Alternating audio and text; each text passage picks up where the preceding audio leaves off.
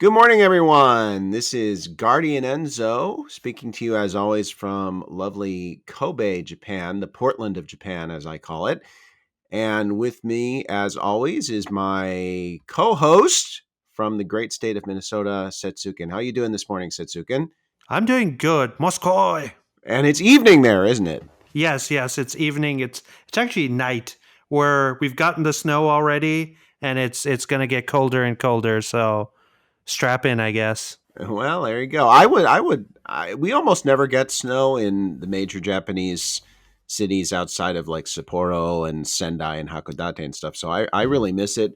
I grew up in the Midwest, and snow was always one of my favorite parts of the year. So occasionally, So yeah, go ahead. so what's this thing about white Christmas that we see in anime all the time? It's just poetic license. I mean, once in a great while, it snows in Tokyo and Osaka and places like that. And Kyoto occasionally gets a snow, but it's very rare. It's very rare. Especially when I was in Tokyo, there were two snowstorms that ran about 20 centimeters, 25 centimeters, which Wow. was the two biggest. They happened one immediately after the other, Sunday and Sunday, two consecutive Sundays, and they were the two biggest storms since 1957. So I considered my good luck in being part of those, and I took a lot of video and films, and actually did some posts on my website about it because Tokyo in the snow was really beautiful. And I have some Kyoto snow video as well on my website. If you look at the Japan subheading on Lost in Anime, you'll see a lot of my travelogue stuff, and some of that is snow related, but it's very rare. It's very rare, and it always turns to disgusting slush and melts like almost immediately, even if it's a big snow. Like we got like about 27 inches of snow in the big one in Tokyo, which, like I said, was the biggest in almost 60 years. And like literally 48 hours later, it was all melted and gone. So Mm. it's not like in Minnesota where if you get a snow and it just builds on top of the next sno and it builds on top of the next snow and you Yep. have it's different. So as always, we have a tradition, as you know, on our Notaku podcast where I ask a question and Setsuken has to give an answer. So the question for this morning is. If you were going to have dinner with any anime character and they were going to pick the restaurant, which anime character would you want to choose the restaurant? Oh man, this is easy. Oh, go for it. Go for it. Shokugeki no Soma, of course. Okay. And he'd probably say his diner. I was going to say that's an interesting choice.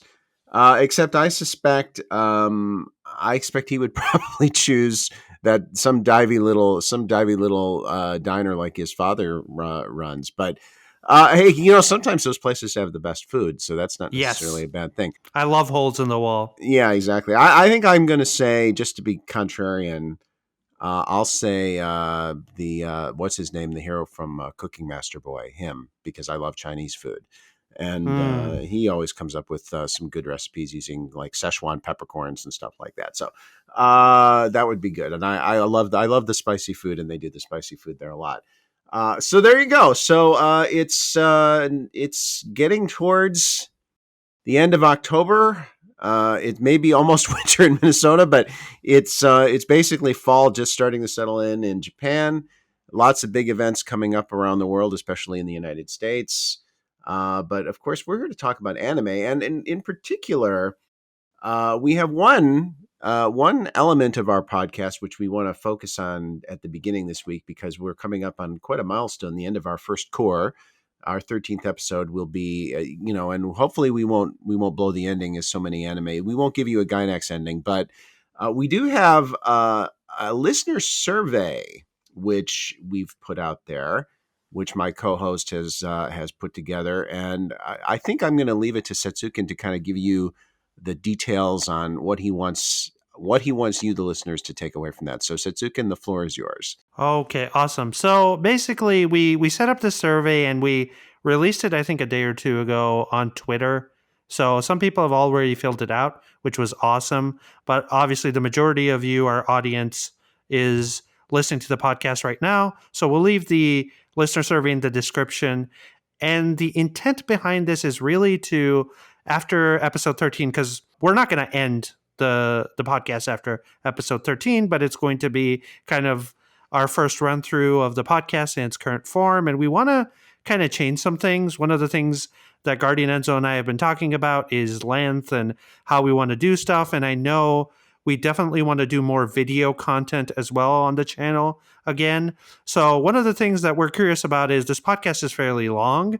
Would the listeners be interested in a shorter one, maybe one that focused on just the news, maybe something else, maybe the topic of the week is the most important thing to you? So this survey is your chance to kind of preserve the podcast in the best way possible. And then also, if there's other things you're interested in, like guest interviews or travel videos in Japan or something like that, suggest that to us. And if there's something else that you like or don't like about the podcast, say that as well. So that's kind of the idea. Is we're taking a breath, we're collecting some information, and then after all of that is done, we will go from there. And next week, we will for sure take some time to go through the survey and talk about it. So you have a week. Yeah, we'll definitely talk about the what kind of responses we get on the air, so don't worry about that.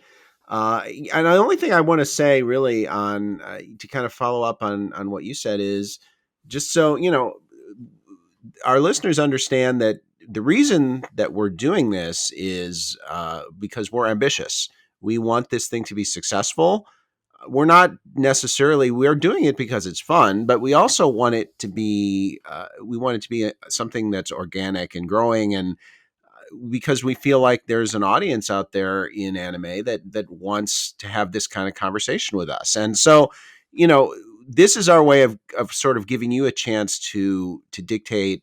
Well, dictate is a strong word, but to at least suggest to us what's the most important thing. Where do you want us to go? And we're gonna take that feedback very seriously, because ultimately you guys are the ones who decide what works. And we're gonna keep doing what we love to do, but we're gonna do it in a way that you love to hear it. I think that's the goal. So we have as you said, Setsuken, it's a long podcast. Maybe there are parts of maybe people like that. As you said last week, we have people who complain that the podcasts were too short. So people who really love a long workout, I guess. So there's all kinds of different things that go into this. And that's why you put out a very wide ranging survey with a lot of different types of questions. And through this, we're really hoping to get a good sort of a snapshot of who our listeners are and, what's most important to them. And that's the bottom line. What's most important to you? So we would really appreciate it. Just like we said last week, we really appreciate if you subscribe, if you follow, if you like, if you comment, all those other things. We would really appreciate if you would take this opportunity. What would you say? It's about a 3-minute process to fill out the whole thing, something like that? 3 to 5 if you give really long subjective answers. Yeah, which you're welcome to do, by the way. So take the 3 to 5 minutes, fill the thing out, and we'll definitely study those responses very carefully, and take them into serious consideration as we think about where to grow the podcast from the second course. So thank you very much. Any other thoughts on that, Setsukin, or are we good to go? No, the final thing I'll say is that we are growing. So we've actually grown, looking at some of the statistics on Spotify and YouTube, we've grown 115%, which is basically double in terms of people that are following us between the two platforms. I think YouTube is actually 115, and Spotify and podcast services are a little bit more. And then viewing and listening time has increased by 200%. So we're definitely growing. We just want to grow even faster. Yep. There you go. Okay. So that is our big news for the week. Listener feedback. We love it. But we have other feedback in the more informal form, as you know, and that's another thing we like to talk about on the Notaku podcast. So this week we have some responses from our regular crew. One of them is Princess Usagi, who writes to us as usual from the moon. And no, that's a little Japanese thing, of course. Princess Usagi, who is become our regular YouTube contributor at this point. And we thank you for those YouTube comments you left them. She says, thank you for the discussion. Not terribly familiar with movie animes. Seen the big ones like Kimi no Na wa, Tenki no Ko, and the Ghibli movies. Not much beyond that. and she really appreciates the detailed rundown of prominent directors and movies, and gives her some direction to go to start exploring more anime films. And of course, that's music to our ears because that's one of the reasons we like to do this. So thank you very much, Princess Usagi Hime-sama. We appreciate that. And I hope we gave you some good suggestions that you enjoy some of those films we talked about. And then from over at LIA, Steve says, "You forgot my favorite Shinkai film, The Kids Who Go Underground and Eventually See a Big Floating Boat." I like it a ton. And I suspect, Setsuken, that comment is meant ironically. And this is a reference to the Shinkai film Children Who Chase Voices from Below, or whatever the heck that thing was Mm-hmm. called. And I have some thoughts on that film, but I'm curious to hear yours first, and I don't want to poison the well. So what are your thoughts on that particular Shinkai movie that we didn't talk about? Sure. So before we get into that, I do want to thank Princess Usagi because she has primarily commented on Lost in Anime, and then she was the first one to like kind of listen to us and go onto YouTube. So I really appreciate. I noticed that and I appreciate it. So I wanted to thank that. As for Steve, his comment, the film I think is kind of okay. It's not the best Shinkai film, is my opinion on it. I actually don't have very strong opinions on anything beyond 5 centimeter per second, Your Name, and Weathering with You. The other ones are okay in my eyes, and sometimes I even forget that they're Shinkai films, honestly, which says something, I guess, about my engagement with them. I will say Steve's comment threw me for a little bit of a loop, and so I actually Googled The Kids Who Go Underground and Eventually See a Big Floating Boat, and guess what I found? What's that? What's that? I'm curious. It was an anime series called Susei no Gargantua. Do you remember this one? The mecha show in the water? I remember that. Yeah, I remember Gargantua. Sure. It's Urabuchi Gen wrote the first season. Yes, yes. And I was very surprised. So Google thinks that when you search for that, and I put anime after that whole phrase, that we're talking about Susei no Gargantua. Really? Yep. Well, I suspect Steve was talking about the Shinkai movie, though. Yes, he did say Makoto Shinkai film. Yes. Yeah, we could talk about Suisei no Gargantia sometime because I think that was a classic, kind of a great start shark jump show. But um, I remember the first episode of Gargantia, by the way, was fantastic. I mean, it was just made such a great first impression. It was Mm. beautiful. It had that Urobuchi Gen touch to it. But Urobuchi Gen is classic, great start, weak finish kind of a writer to me. That's pretty much the story of almost everything he's ever done. But as far as the children who go underground and see big floating boats, I am prepared to say that to me that is the weakest Shinkai film because it's so transparently to me trying to imitate Miyazaki, Mm. and that really it just struck me as being a very kind of a discordant, because Shinkai is not Miyazaki and Hosoda is not Miyazaki, Yes. and they don't have to be Miyazaki. And I think that the impression you get from that film, and that was the first one he did that had like a major studio backing, because he went through the whole chain of things with, Place Promised and Voices of a Distant Star, which were basically him on his Mac and developing over time, getting bigger and bigger, and eventually with this movie he had a backing with a major studio and distribution, and it really felt like it was like, okay, I have to make a Ghibli film, and not only that, I have to make a Miyazaki film. Mm. And Miyazaki's good at making Miyazaki films, but you know other people are not as good at making Miyazaki films because they're not Miyazaki. And it has a very kind of a, there are some nice elements to it. I thought Miyu Ueno's voice performance was very good. It had some nice bits, and it had some beautiful visuals as well, as any Shinkai film does. But it just doesn't work to me. It seems like, literally, like in an unseemly way, like I'm trying to copy Miyazaki. That's the vibe I get off that movie. Yeah, it's not fun when a director that has a particular voice tries to imitate somebody else. So I agree with you there. Yeah, exactly. That's the thing. It's not like he's some generic director who doesn't have an identity of his own. He does. And so maybe a generic director trying to copy another director is actually better, because at least it adds some distinctiveness to something. But with Shinkai, it was like oil and water for sure. But thank you very much, Steve, for the question. Yes, it is. It's yeah. There's a reason you didn't hear us mention it last week. So as always, we appreciate your feedback, and all the more so this week. But feedback is only the jumping off point to the Notaku podcast. It's just the shallow end where we dip our toes in and get our little piggies wet before they go to market. Now we're going to start the swim. What we're watching. Okay, it's an anime season, and we're almost 1 month into it. And that means it's time to talk about what we're watching because we're watching anime, and the anime that we're watching is the what.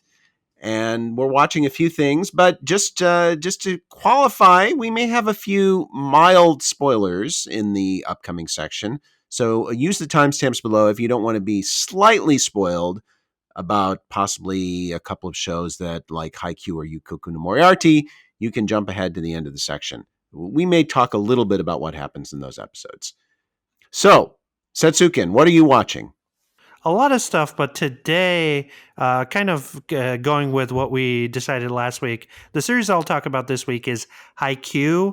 Welcome to the top, and if you remember, this was the in the season preview. It was in my top, eagerly anticipated, and a lot of that was because I was excited for how they were going to develop some of the stuff that they left off with, and how they started Haiku to the top, which is I think the fourth season, the first part of it. But what was interesting about this week and why I wanted to highlight it was it finally dove into a character that I feel Haikyuu hasn't really focused on all that much. And that made me really care about that character who I didn't care about at all. So I really I really think Haiku is improving this late in the game, where it's making me feel for characters and character arcs that I think I almost kind of forgot about in some ways.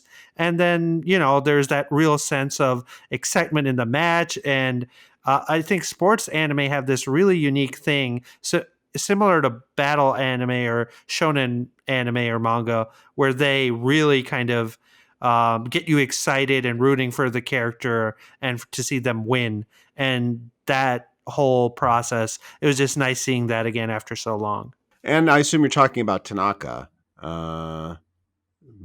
Yes, the Yeah, Baldy boy. yeah, Baldy Boy. Yeah, I've of course been watching this show as well, and it was yeah, it's good. Honestly, I'm kind of in the same boat with Tanaka, of not really caring that much about him, and that sort of colors my take on the episode a little bit, honestly, because it's like, okay, he's kind of a fine character for me. He's sort of in the middle. He's not that interesting, and he's not annoying. He's just sort of one of those guys, and it's nice to see those guys get their moment in the sun. It's not enough to make me honestly care about him all that much, but the thing about this particular moment in Haikyuu's history is I think we're in the middle of a match that's kind of a foregone conclusion who's going to win. And of course, I'll have major egg on my face if it doesn't turn out that way. But it seems to me that it's pretty much a foregone conclusion who's going to win this match. So you have to sort of generate drama some other way. And so the personal story, I did think the romance angle with him Yes. came out of nowhere a little bit. It's like, where was that for 3 seasons? And now all of a sudden it's something we're talking about with a character we really had never met before she showed up in Tokyo, just briefly. So that was a bit of an ass pull for me, frankly. But um, I would actually much rather see some kind of a romance angle with Hinata and Shinata, with Shoyo and the girl who's the manager, the first year girl whose name I confess I've forgotten. I thought that would have been an interesting romance angle for them to play up, but it felt like they sort of teased that and never really went anywhere with it. Also, the fact that that girl seemed to be getting like really interested in volleyball, and I was like, oh, she's going to join the girls' volleyball team, and we'll get to have some conversation about that. And that kind of has gone nowhere too. We haven't seen anything with that either. So that was a character I sort of was hoping we would get more out of, frankly, than we have. Yes.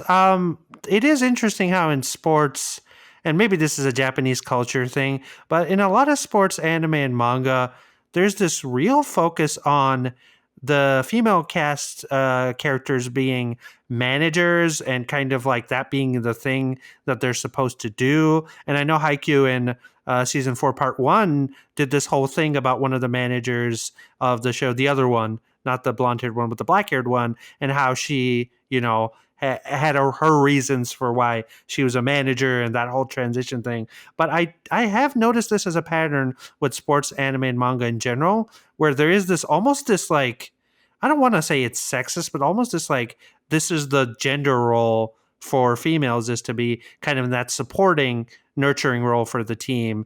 And it's often shown in these kind of anime and manga that the girls' team is the weaker one or the one that doesn't go as far.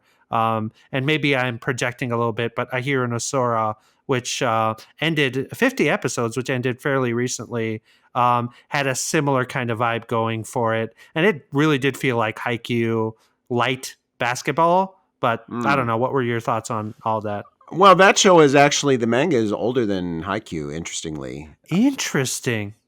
I would have never guessed. and I'm not a big fan of Ahiro. Actually, I watched about 2 cours worth. It was okay. Just to me, it's just not that good a story. I just don't think the writing is that strong. But by the way, the Yachi is the girl's name in Haikyuu. Mm. And she's the one I had hoped to hear more. But I don't disagree with you. That does tend to be a kind of a tropey thing in sports anime, which is unfortunate.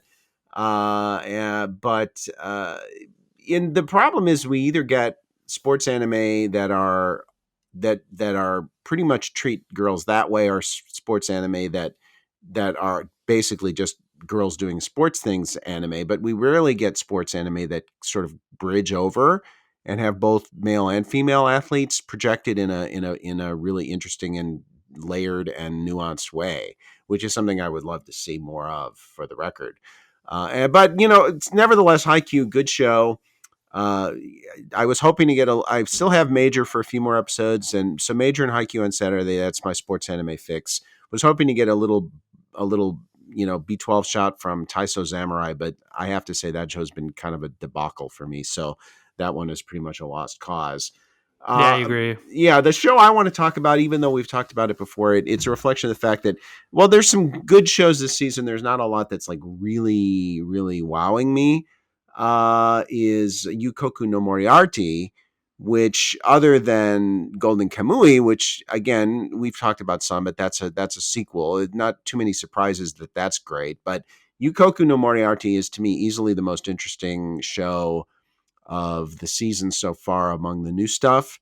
We had a first episode which was sort of a level setter, kind of gave us an introduction to the characters. It turned out was anime original, which I had not realized at the time I watched it. And then the second episode is from the manga, and that takes us back into kind of showing us the origin story of Moriarty and how the Moriarty brothers came to be. And I just think the level of the writing on this show is pretty high. It's quite subtle. It's potentially setting up, I think, a very interesting sort of a political third rail that anime normally doesn't like to touch, and it could be a lot of fun to see where they go with this. And Moriarty, he's even his brother Albert, his stepbrother, says something along the lines of doing bad things in the name of good, or words to that effect. And I think we can see that's where he's going. That he has these lofty goals, and he has no scruples about how he's going to achieve them. And I think that could potentially make him a very interesting, I don't know if you can call him a hero, an anti-hero, a central figure, a protagonist at least. So it'll be very interesting to see where it goes with that. And I also thought it was interesting that his highborn brother, who is fully 100% biologically a Moriarty, who's as aristocratic as it gets, he's the one who sort of sets all this stuff in motion with his own kind of distaste for the Victorian class system, which was a twist I was not necessarily expecting.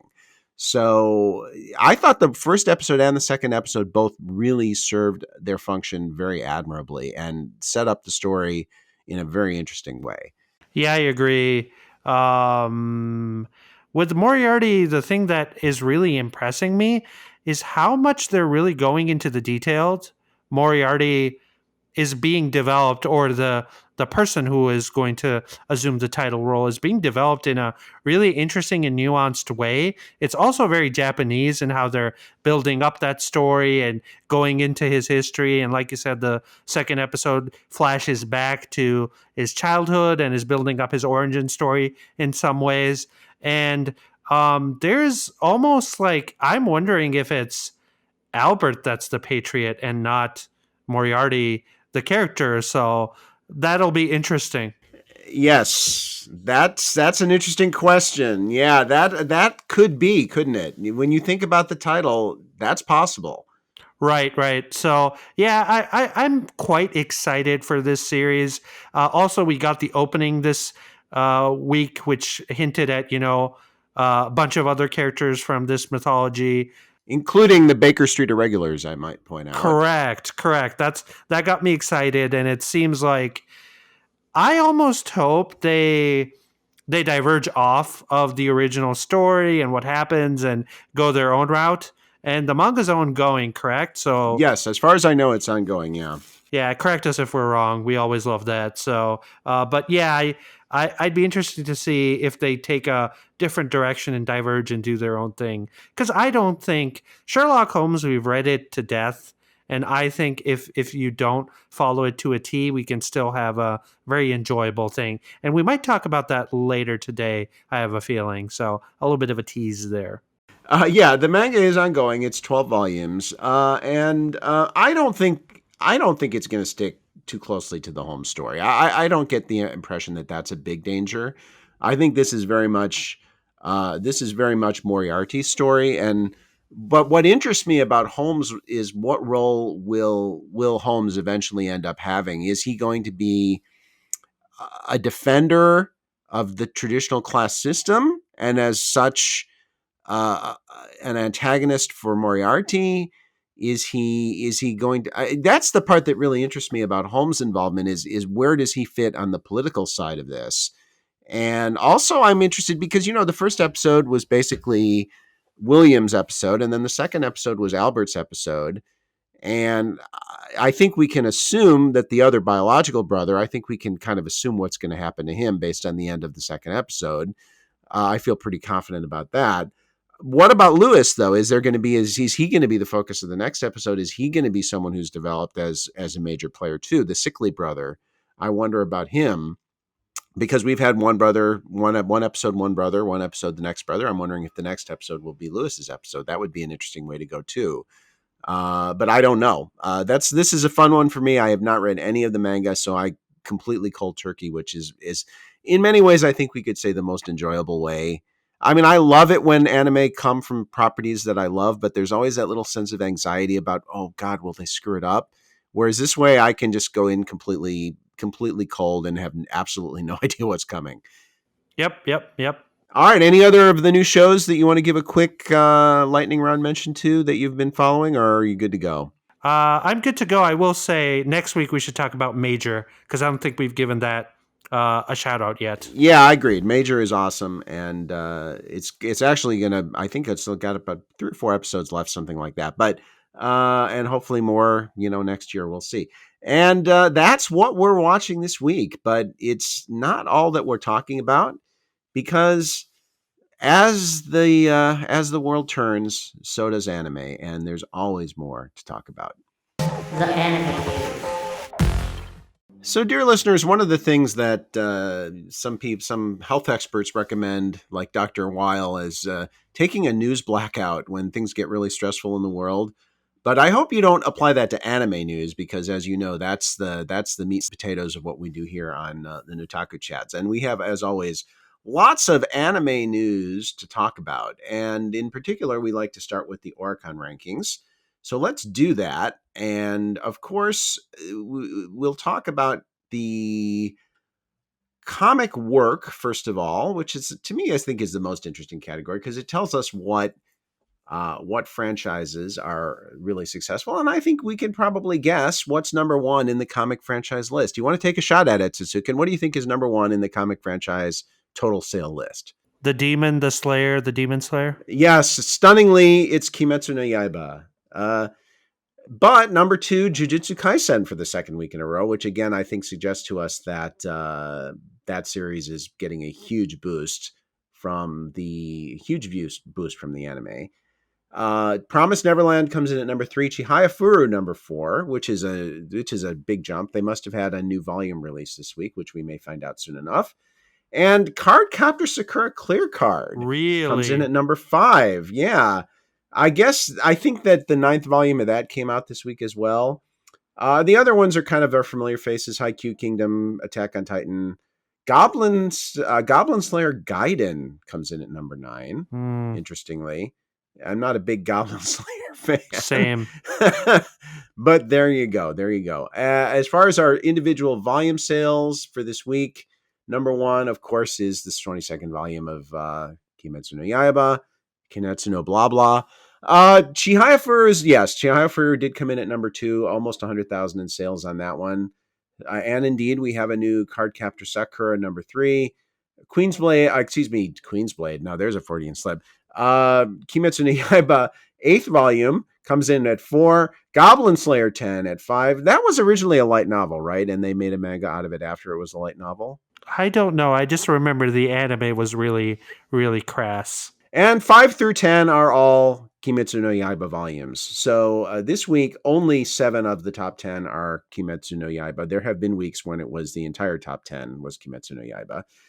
One thing I think we see, though, as with Chihayafuru and Cardcaptor Sakura, is the importance of new volumes in driving total volume sales. Back issues do sell, but when a series has a new volume come out and rank in the top 5, that almost always takes the franchise itself up near the top of the list. Anime Blu-ray for this week, we have at number 1, we have Sword Art Online Alicization, number 6.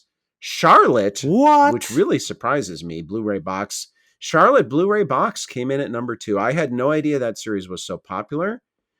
Something that makes me feel kind of good, actually, is The Millionaire Detective. Yes. Comes in at number 3. And I it's not a series I adore, but I really do like it. And it's not the sort of series you necessarily expect to see ranking in the Blu-ray ranking. So I like to see that. That came in at number 3. Strike the Blood 4 OVA comes in at 4. Anna and the Snow Queen, our old friend, number 5. The two different versions of the Violet Evergarden come in at 6 and 7. Princess Connect Redive at 8, Railgun 9, and then Violet Evergarden 4 comes in at number 10. So that's anime Blu-ray. Let's look at anime DVD and see what we have here. I'm going to guess Millionaire Detective will be even higher here because of what I'm thinking the audience is going to be, and I'm right.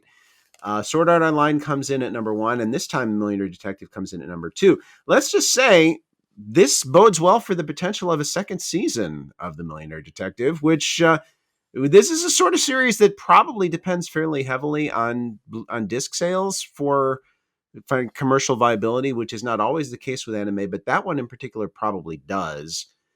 So that's a good sign. And on the Snow Queen at number 3, as always, My Neighbor Totoro. It will only be a story when it's not in the blue on the anime DVD top 10. Number 5 is the collected works of Hayao Miyazaki. Again, stunning that it's doing so well because it's a very expensive box set. Pet 2, Paw Patrol, then Yahari Volume 1, Limited Edition, and Trolls. And the Weathering with You Standard Edition comes in at number 10. Interesting to see that pop back into the list.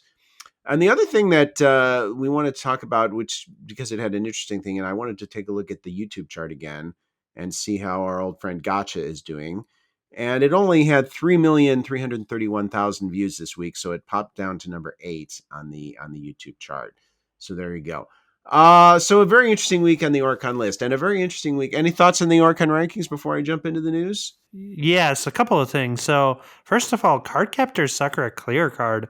Interesting that that's still going. I don't know what your thoughts were, but I dropped off the anime and was severely disappointed with what we got there. So, I guess Clamp's still trucking along there, huh? Oh yeah, Clamp is definitely still trucking along, and I knew the manga was ongoing. I actually had never really read that manga, so I watched the anime at first, and it was okay, But I will say, yeah, it didn't really it didn't really. I was hoping for more. Same.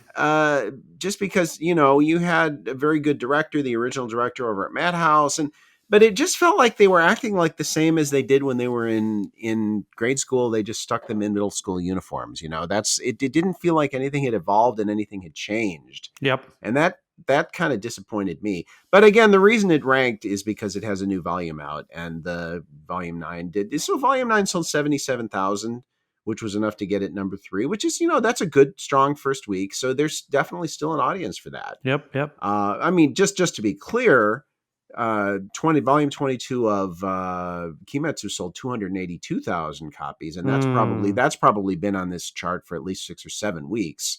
So that just gives you a kind of context.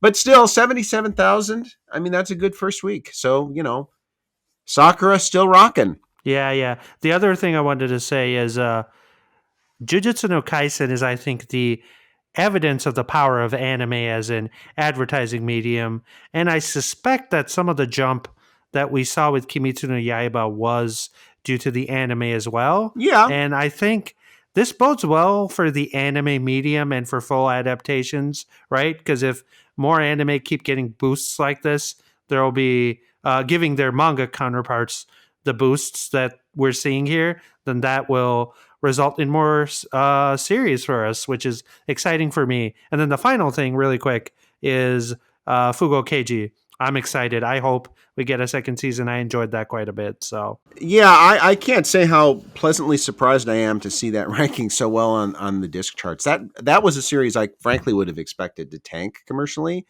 So I'm pleasantly surprised to see that ranking, especially on the Blu-ray side. I thought it might do okay on DVD. My suspicion was that a lot of the audience for that series was going to be women. But usually when you see a series rank that high in the Blu-ray charts, it has a pretty big male audience too. That's not as true as it used to be, but it's still true to a certain extent. So very pleasantly surprised by that. Absolutely. And Jujutsu Kaisen, yeah, it's going to be a big hit. I don't think there's any question that Kimetsu got a big boost from the anime too. It's probably not going to be as big a hit as Kimetsu, but that's a high bar since Kimetsu is the biggest hit in the history of the medium. So let's talk about some other anime news stories. And the first one I wanted to talk about is because it's something that's come up before. But if you go to, I got this from twinengine.com, but you can find this story elsewhere. There is a Vinland Saga talk show going to be held on the 21st of October. Well, actually, it's going to be held on the 28th of October. And this, it's going to be in Japanese, so maybe it will be of limited interest to some of our audience, although it will be on YouTube. And if you go to Vinland Saga News on twinengine.com, twinengine.jp, excuse me, you can find a story about this. The reason I wanted to mention it, though, is not so much that the talk show, it's going to have the director and a couple of the actors. There's something that often happens when these talk shows occur. Can you guess what that might be, Setsuken? Season 2 announcement. It's getting stronger and stronger and stronger with the teases, the Twitter stuff. I feel it in my bones. Yeah, I hope you're right. And I think the two most common places you see new season announcements are at anime conventions is one, and these kind of talk show events is the other. So the timing of this, given the Troll Sensei, the director, given his tweet from a couple weeks ago, the timing of this event is very, very curious. Yes, and we're not. Go ahead. Sorry. Go ahead. Oh, sorry. I was just going to add more fuel to the fire. So I actually started following the mangaka Vinland Saga on Twitter, and he has been in his Twitter bio. He actually says, "I am serializing the manga of the Vinland Saga anime," which I found very interesting. And he just recently tweeted about a new volume coming out, and he referenced the anime. So I don't think we would be getting this much activity and this much of a shout out to the anime if it wasn't something that was imminent, I feel like. Boy, I sure hope so. I sure hope so, because it's in my opinion, the best anime the last 3 years, I would say, is Vinland Saga. That's where I would rank it. I had it in my top 20 list for the decade, I think at number 16 or something, but I think it's the best anime of 18, 19, 20, I would say. Would you agree with that? Or is that something that's hard for you to do off the top of your head? No, I would definitely agree. Vinland Saga, like, I close my eyes and like not even hesitate. It's one of the best anime ever, probably for me. It's in Wow. that top 10 ranking. Right. And I will say on the mangaka, 2 warnings.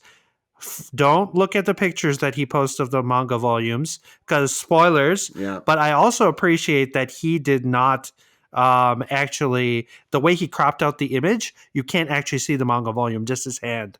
So Okay. he is very nice about that, and he's very cognizant about the fact that maybe a lot of his fans, because he tweeted in both English and Japanese, might not be up to date with the manga yet. So Yeah. That's always nice when they do that, and I think, I mean, of course, this is a licensed manga, but it's not as far along in English as it is in Japanese. So it's nice that yep. they show some consideration for their Western fans. So I would put the odds at probably 50-50 that there's an announcement at this event, because the timing is just too perfect. I think better than 50-50. I've come to believe better than 50-50 overall that it'll happen, but I think 50-50 that it happens at this event. So when we get together again next week, we'll know.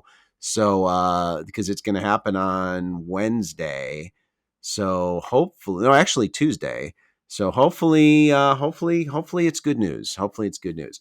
The next thing we want to talk about, and this is something we never talk about on our podcast, but that's Kimetsu no Yaiba. So I wanted to talk about Kimetsu just because this has never happened in the history of anime. This week, Kimetsu no Yaiba topped the entire global box office. Now, might have gotten a little push from the fact that a lot of countries have much smaller global box office than normal because of COVID, and Japan has less restrictions than most countries. Nevertheless, this movie, which sold 3,420,000 tickets in Japan in its first 3 days, which is a tremendous, basically like 3% of the country bought a ticket to see this movie in its first 3 days in the theater, which, when you think about it, is an incredible number. And on top of that, so it set a new record for Japanese domestic box office over that short term. It also became the first anime to lead worldwide box office on any single day. Not even Your Name did that. And then on top of all that, it also led the TV ranking chart this week because there was a one of the I think it was like a compilation. The compilation movie is, I think, what it was, pulled some kind of ridiculous 16.7 ranking and blew Sazai-san and all the other usual top anime TV ranking contenders out of the water. And it's also on top of the manga chart. And I think at this point, there are literally, in the realm of anime and manga, there are less things that Kimetsu is not leading than things that it is. It's literally on top of almost everything.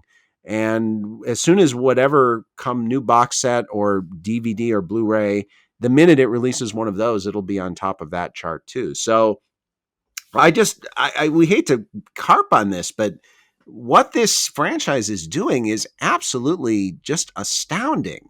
Yes, it is. And I'm one of those people that's in on the fever. I actually got, I had pre-ordered the first part of the Blu-ray for the series, which is episodes 1 to 13, and I just got that in the mail the other day. So I'm on this train, the hype train, as it were, which is different from the movie, which also talks about trains in some reason. But yeah, I'm excited. I'm glad. Just wait till I'm curious to see how it does once it gets released in the US and other places next year. Might be a second win for it. Isn't it? This never showed up on Cartoon Network, did it? It never got on Adult Swim or anything like that. They haven't done that. No, I don't think so. I don't think it's actually been released outside of Funimation and Crunchyroll, I think. Yeah, you would think Cartoon Network would love to get their hands on this show. I wonder, and that would be good for everybody, wouldn't it? Yeah, it would. You'd think that'll happen at some point. It's a little bit more adult for Cartoon Network, though. I feel like. No, I mean, but they've showed a lot of the stuff they show on Cartoon Network. Don't forget, this is like 11:30 at night. I mean, Yeah, that's true. I mean, they've had stuff like Berserk and and stuff like that. So I don't know. We'll see. But anyway, Kimetsu, I know we talk about you a lot, but I just think when history is being made, it behooves us as anime commentators to comment on it, right? And this thing is making history for sure. A couple of other things. Let's talk about just a couple quick new series announcements. Wotakoi has an OVA coming on the 26th of February. And did you watch Wotakoi, Setsuken? Yeah. I liked it. I liked it quite a bit. I liked it too. I liked it quite a lot, and it's got an OVA coming. This is from our friends at Anime News Network. Alex Mateo did this one, coming with the 10th volume of the manga on the 26th of February. Really, I think a very winning romantic comedy about adults, nay? Yeah, and anime, working adults who are into anime, manga, and geek stuff like that. Yeah, which I love. It's like it really dealt, I think, quite effectively with the way adults have to deal with the potential social stigma, which is not as great as it used to be, but it was a lot of fun. I wish there had actually been more romance in it, frankly. That's my only complaint is, especially with the main couple, the romance angle was not played up as much as I would have liked. But maybe if there were a second season at some point, we'd get more of that. I don't know where the manga goes. Another new series announcement is World Trigger. World Trigger second season is coming January 2nd. And so if you're fans of World Trigger, you're kind of a fan of World Trigger, aren't you? I used to be, but then they did that whole filler thing, and Toei, the way they animated it in the One Piece style, where there's 10 minutes of recap and then 5 minutes of an episode, and then the episode was over. I kind of lost interest, so I fell off. If you guys are still watching, cool. The people who are, let me know if season 2 is good. I will take another look. That's kind of where I am with it. I liked it for a while and kind of just drifted away from it. But anyway, so that's coming next year, winter 2021, January 2nd, in fact, is the premiere. We want to let our friends know that Great Pretender, the remainder of Great Pretender, is finally coming to Netflix outside of Japan on the 25th of November. Which that's a strong contender for my favorite series of 2020. I still have 2 episodes left to go, just because with a new season, it's been hard to get to those. But I actually really liked episode 21. I think it set up the finale pretty well. This is a show I could conceivably see getting another season. I don't know how it ends, and don't spoil us. But if the ending allows for it, I could easily see this show getting another season. I think it's been a big winner for Netflix as far as stream counts and stuff. So if you guys are not in Japan and have not chosen to access this anime through any other capacity, you can get it officially on Netflix on November 25th. So good news there. Yes. I've been waiting for this one. I've been really stealing myself because I've been so tempted to just bite the bullet and then just like watch it. But I've been waiting, so I'm excited. Me and my wife are probably going to blast through all the episodes as soon as they come out here. And November is looking to be an exciting month because it's my birthday. The PlayStation 5 is coming out, and we're getting Great Pretender. So and an election, just for the record. Can I forget about that one? Well, yeah, we won't go down that road. But I just want that to be over, so I can stop worrying about it. Another new announcement of sorts is the which surprised me and didn't surprise me. Tsurune, the Kyoto Animation series about archery, is getting a movie, and sort of ties into the idea that Kyoto Animation will give sequels and movies to anything except the show they really should, which is Hyoka. Oh. But I think the reason being that they don't own Hyoka, and they like to give sequels and movies to things that they own, like Violet Evergarden and Tsurune. So the only thing that surprised me, first of all, again, another sign Kyoto Animation's workload is ramping back up to normal, which I think is a fantastic thing. I liked Tsurune, actually. more than I like most Kyoto Animation shows. I didn't love it. I didn't think it was particularly popular as Kyoto Animation series go. They tend to be more popular than most on average, and I didn't think this one did exceptionally well. But it almost feels like if you look back at all the Kyoto Animation properties of the last 10 or 12 years, the vast majority of which are light novels or things that they own the rights to and don't have to do any production committee bullshit, more of them get sequels than don't. Wouldn't you say that's true, Setsuken? Yes, they do. And for Sarune specifically, I just thought it was free with the archery boys. Is that accurate? Or That's what I was worried it was going to be, but I don't think that's what it was. oh, okay. So I should go take a look then. Well, here's the thing with Sarune. It's kind of an odd duck with me because it's the very rare anime series that I started to blog, dropped, and then picked back up again, which almost never happens. I think in the whole 10 years plus I've been doing LIA, I've probably done that with maybe 2 or 3 shows. And I blogged about 4 episodes, and I was like, and I was starting to get that free vibe a little too strongly, and I just dropped it. And then I kept watching it, and then a couple of really good episodes happened, and I'm like, you know what, I really need to be blogging this again. So I picked it back up, and I really like it. It's there's a wonderful relationship in this series between one of the students, who's basically the protagonist, and the priest at the local Shinto shrine, who's an archery, a professional archer basically, and ends up being like a coach.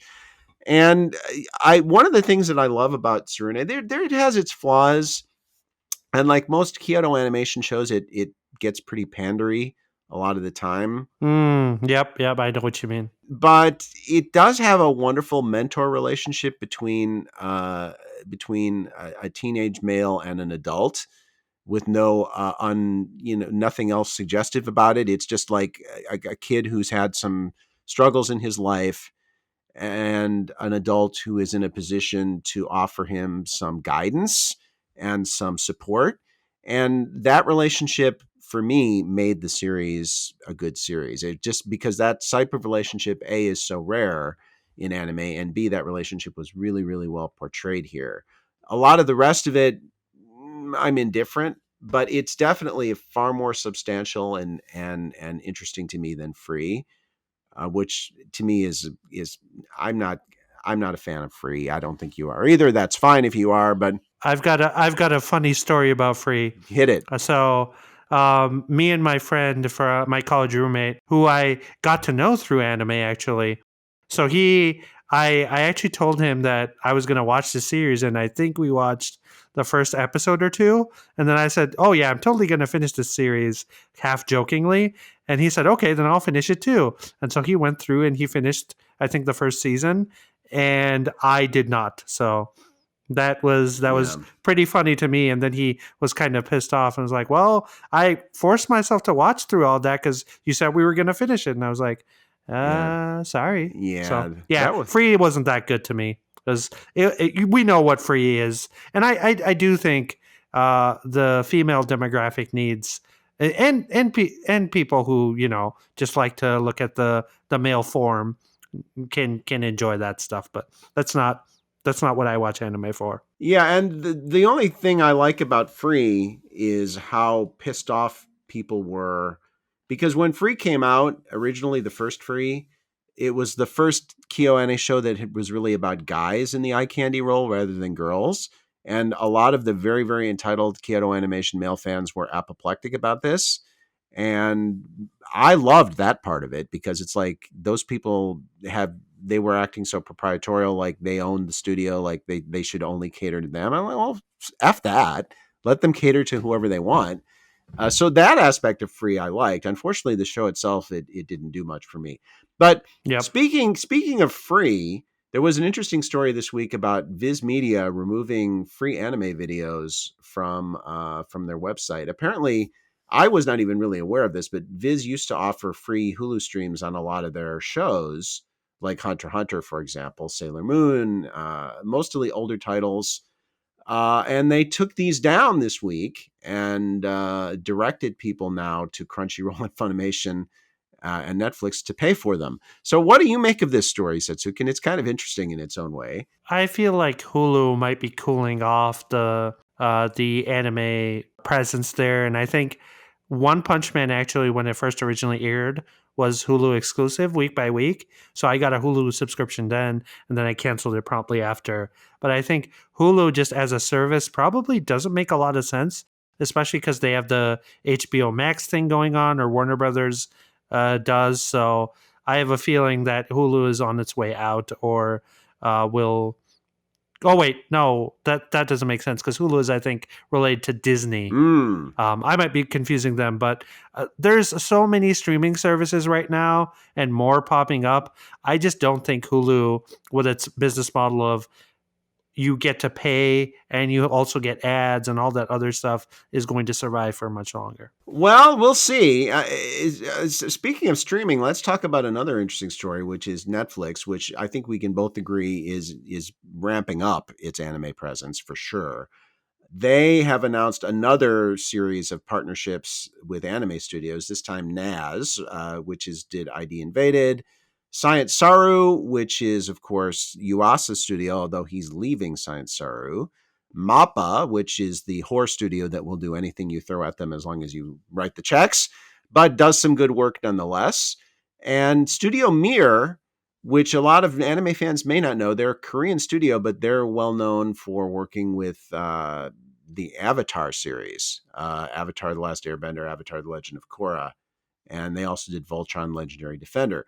So Netflix has already had some partnerships. They've already announced some production partnerships with like IG and Wit and Bones and stuff. So I think we just what the takeaway here is Netflix is they like what they're seeing anime financially, and they want a bigger piece of it, and they're digging in deeper. Yeah, and that's exciting for anime fans, I think, because at least in terms of franchise treatment and getting extra seasons and completed stories, everything except for the release schedule, I think Netflix does a really good job. So it'll be exciting to see how that all works out. I'm excited for this, and I enjoy all the anime that Netflix produces, some of it more than others.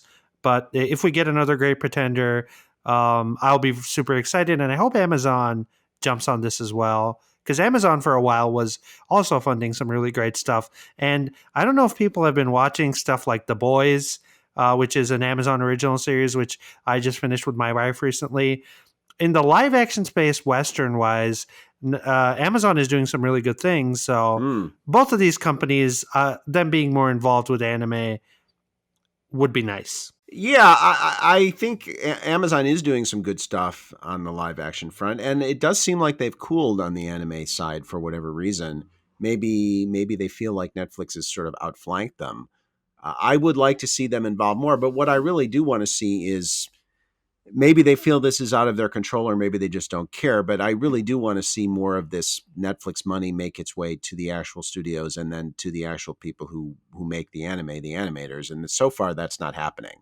And that's the disconnect right now. Is yes, Netflix funded anime get more money and they have better production schedules, but the animators who work on them are still getting the same slave wages that they get working on any other show, because all the money is getting siphoned off to pay off corporate debt and going to, the various higher ranking places on the production committee ladder.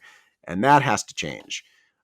Maybe Netflix doesn't care as long as it works for them, but that's where Netflix involvement in anime production really has to have an impact that it hasn't yet had.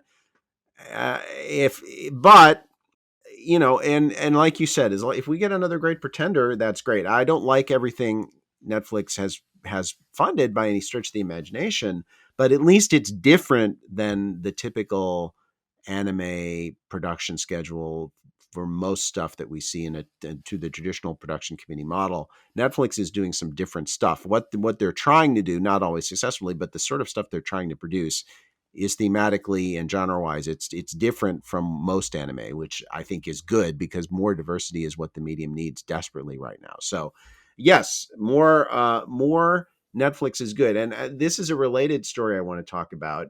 Actually, this is from Anime News Network. Also, this is from Alex Mateo as well. Alex is again intruding on Rafael Antonio Pineda's space. We got to watch out, Rafael. This story is Nippon TV establishes anime department. So this was kind of interesting to me. Nippon TV is, for those of you who don't know, is a huge uh, multimedia entertainment conglomerate in Japan. They own Madhouse Studios, among other things. Now, they also own Hulu Japan. I agree, and the fact that they own Hulu Japan is, I think, interesting because I think this is like future proofing because anime is starting to become a big commodity, especially with companies like Netflix and stuff like that. And the fact that they own some of the streaming pie and they have one of the best studios in Japan with the Madhouse, I think we can easily say that they're one of the better studios there. It makes a lot of sense, and um, them also investing in this industry would be good. And I think a couple of weeks ago, I think when we started the podcast, we remember that I think Silver Link got bought by one of the big conglomerates as Yeah, well. they did. I think NTV, if I'm not mistaken, but I'm not 100% sure. Right. I think so. This might be just a movement that's happening, some consolidation and bigger corporations kind of eating up a lot of these studios, which is, I think, good for the studios because there's some job security there. And when you're part of a bigger corporation, maybe you're not as free to do whatever you want, but then you also get to eat and have job stability and paychecks and stuff like that. And I'm always in favor of that as well. And I think there will be upstart studios and things that come out as well as things go on. Yeah, the interesting thing to me about this is that it's not even so much about. I mean, they already own two animation studios, so that they're definitely huge in that market. But this is an actual corporate restructure, so it's going to be very interesting to see within the existing corporation. There didn't used to be an anime department; now there is an anime department. So it's going to be very interesting to see what they intend to do with this. But if it leads to ultimately another angle that can bypass the traditional production committee system, that to me would be a huge positive.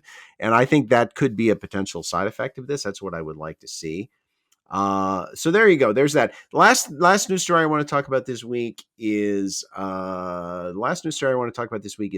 the Third kicking ass on Rotten Tomatoes. This, of course, is on RottenTomatoes.com. That's where you would go. It's at 100% on Rotten Tomatoes. The new Lupin the Third, the first movie. We talked about this a couple weeks ago. The very impressive CGI in this, and it's only 7 reviews so far, but some good reviews like Variety and Japan Times. Some very interesting reviewers out there have given this movie really good scores, and seems to be doing very well with the public as well. So Lupin the Third, the first. You're a bigger Lupin the Third fan than me, Setsuken. What are your thoughts on this? I confess, when I heard about this, I was kind of lukewarm on it. I was excited and I was going to check it out, but this definitely shot up my anticipation for this.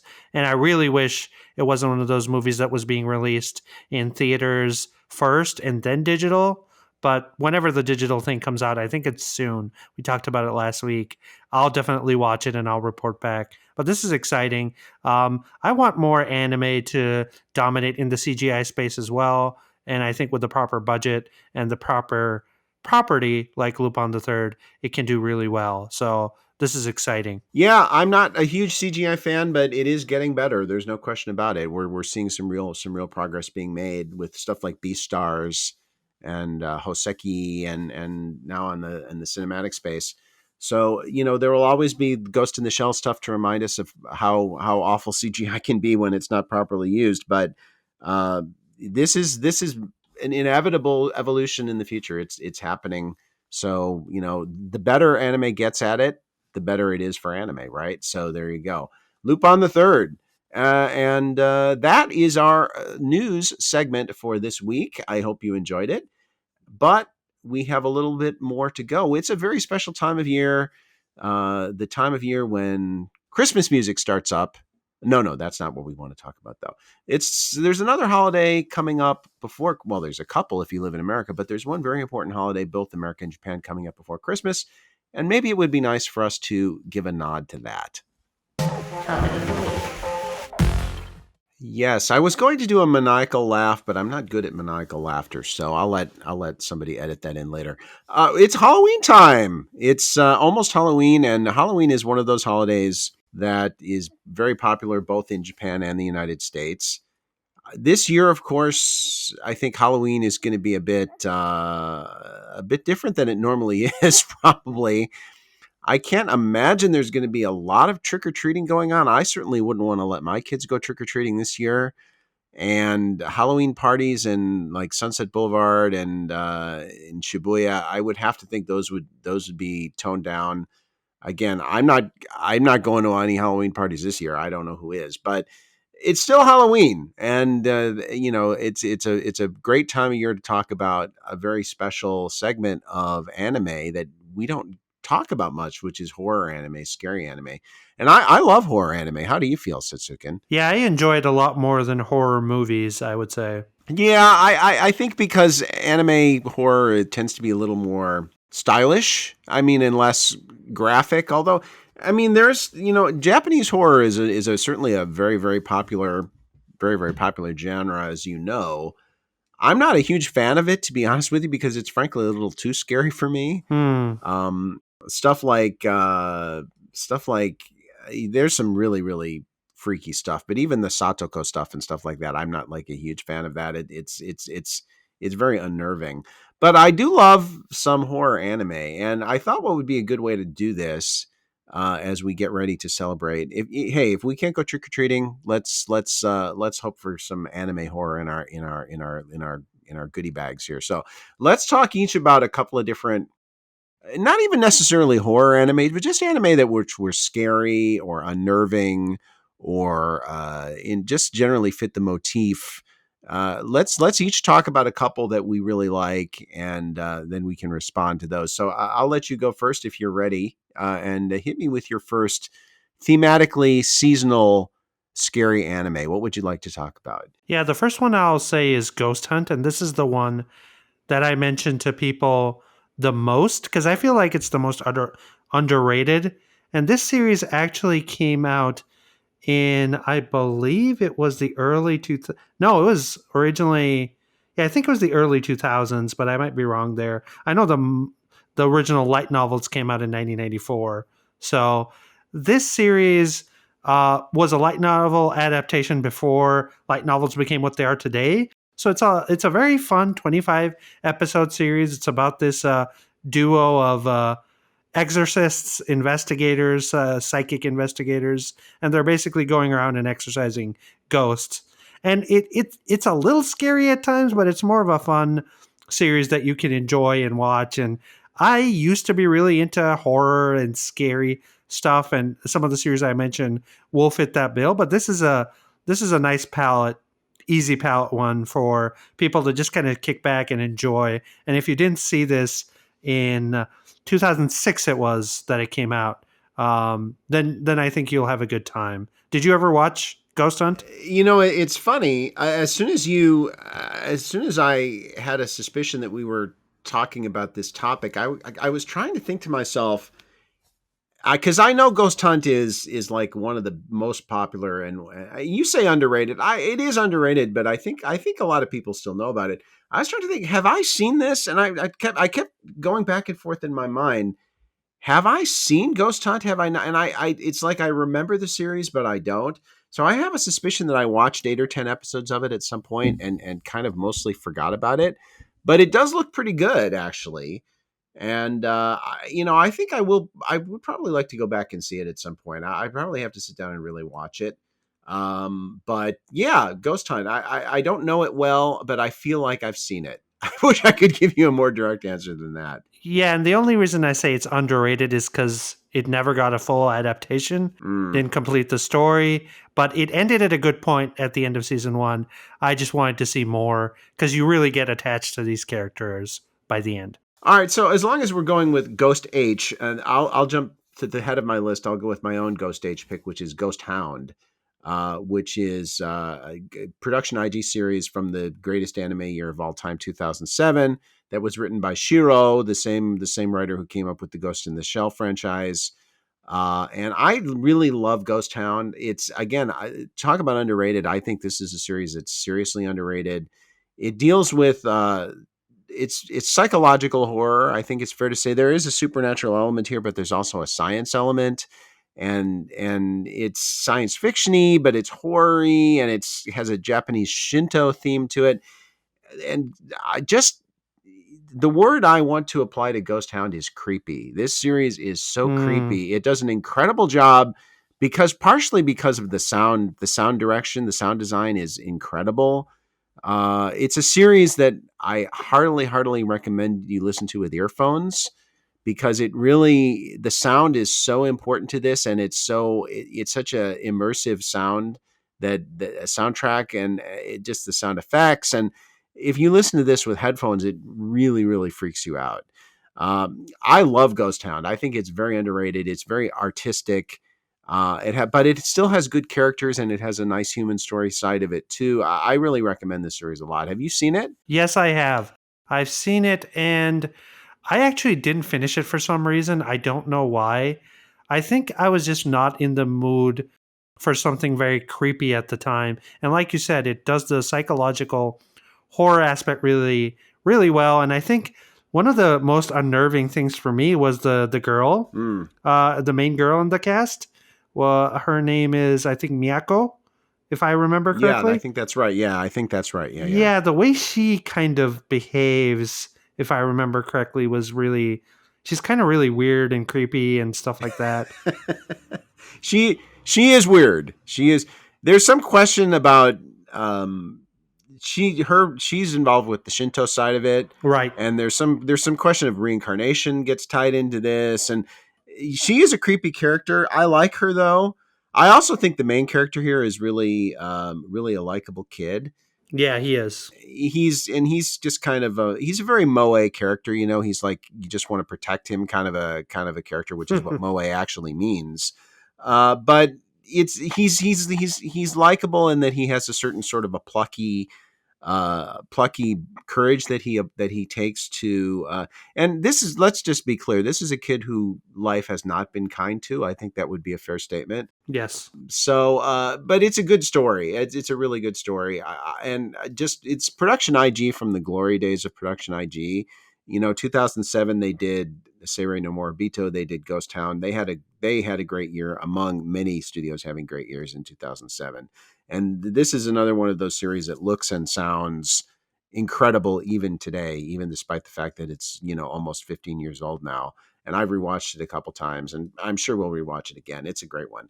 So that's my first pick, Ghost Hound. What is your next pick? Okay, so my next pick is a actual horror series, I feel like, and that's Alpha and Lead or Alpha and Lied, whichever one is. We talked about this before. I don't know what the I don't correct know title either. is. Yep. But yeah, just watch the first few minutes and you'll get a taste of what this show is about. It opens up very dramatically, to say the least.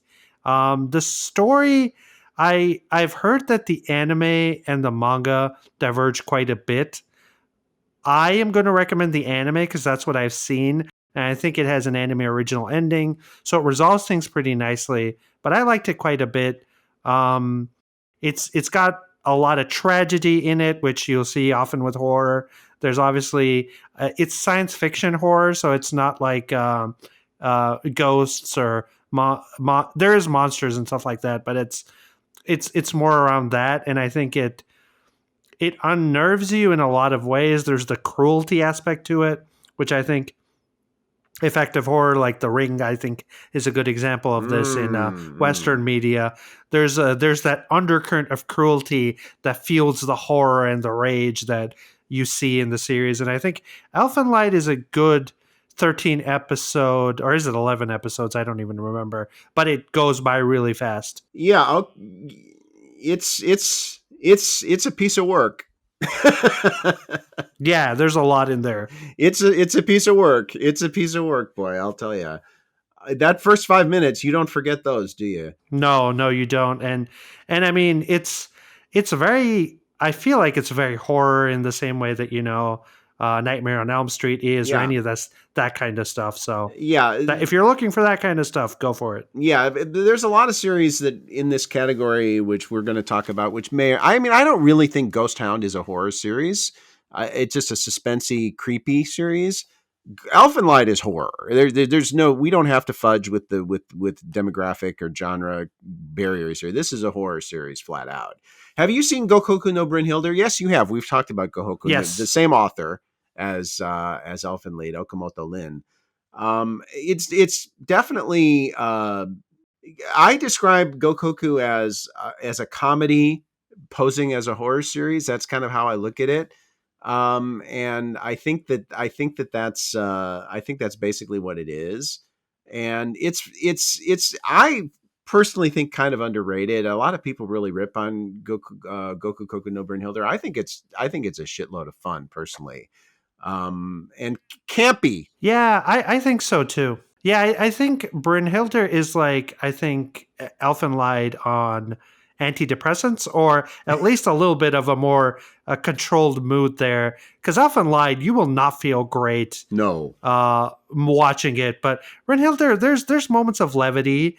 It's got some moments of generally heartwarming stuff that makes you feel good at times, and obviously there's some darkness there as well. But I almost think that Brynhilde is probably the more, in some ways, it's almost a better series in some ways, because it's relying less on shock factor and leaning more on the characters and stuff like that.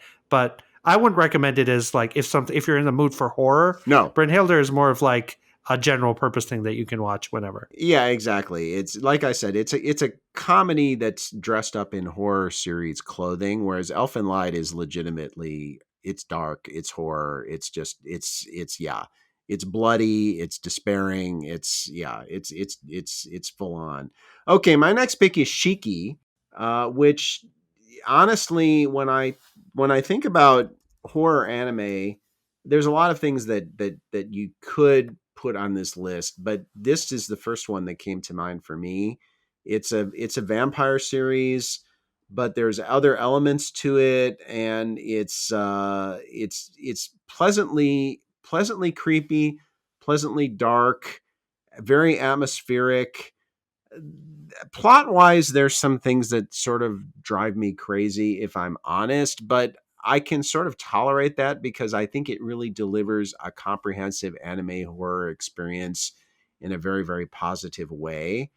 This was a Noitamina series. Actually, came way back in the day when Noitamina was really doing some interesting stuff, and I thought it was really interesting that Noitamina was doing a horror series. I was like, well, why is Noitamina doing horror? But then after I watched the series, I feel like I sort of got it. I really like Shiki. I think it's also from the standpoint of production, which is kind of surprising because it's by Daum, which is not like a big, famous, really well known, high quality anime studio. They've mostly done more kind of middle class stuff. But I think the production values on this series are, for the most part, quite good as well. I think it's really fun to look at too. Yes, it is.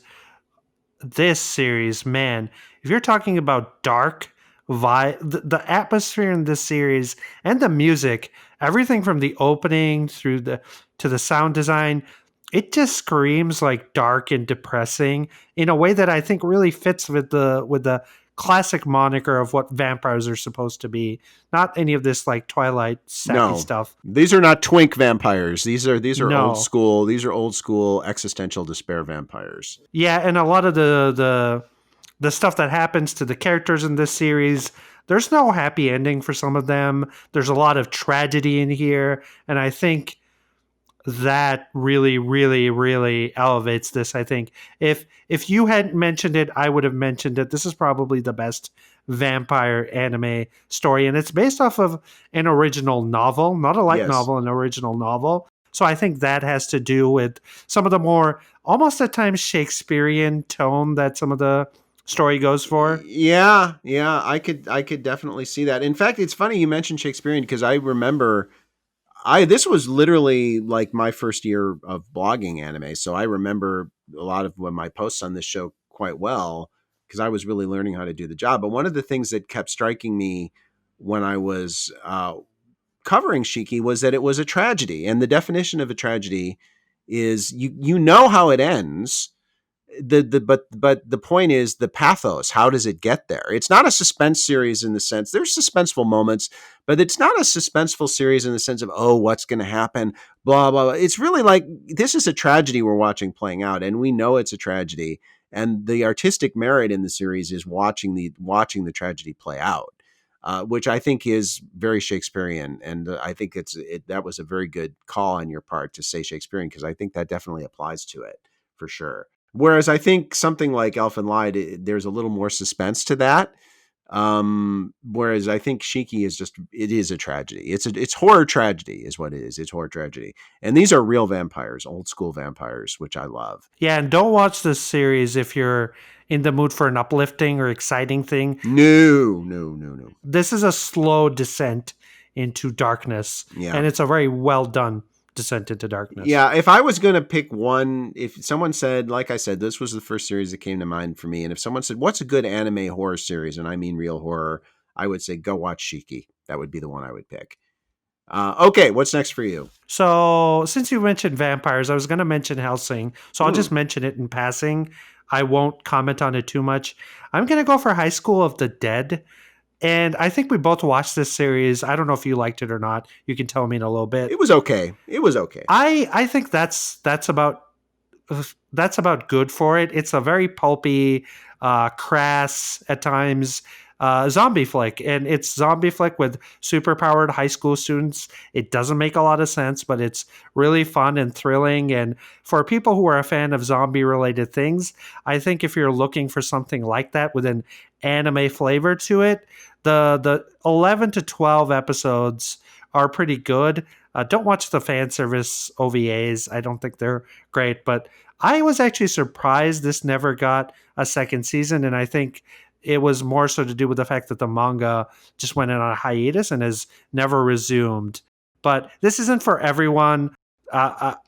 There's a lot of like fan service that I think is borderline stupid. I wouldn't even say it's like crass. It's just stupid. Like there's a shot in the anime where there's a bullet that goes by female breasts in slow motion. Stupid stuff like that. I mean, if you can tolerate that, I think this is a fun zombie thing that you can watch. And there aren't many zombie anime that are very good, honestly, in anime. Yeah, anime tried to cash in on the zombie craze, just like every other medium did. Not too successfully for the most part.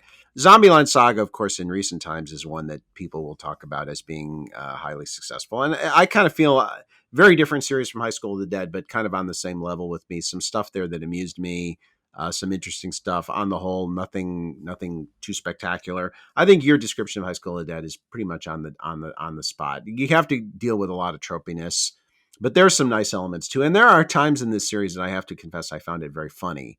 Which I always appreciate.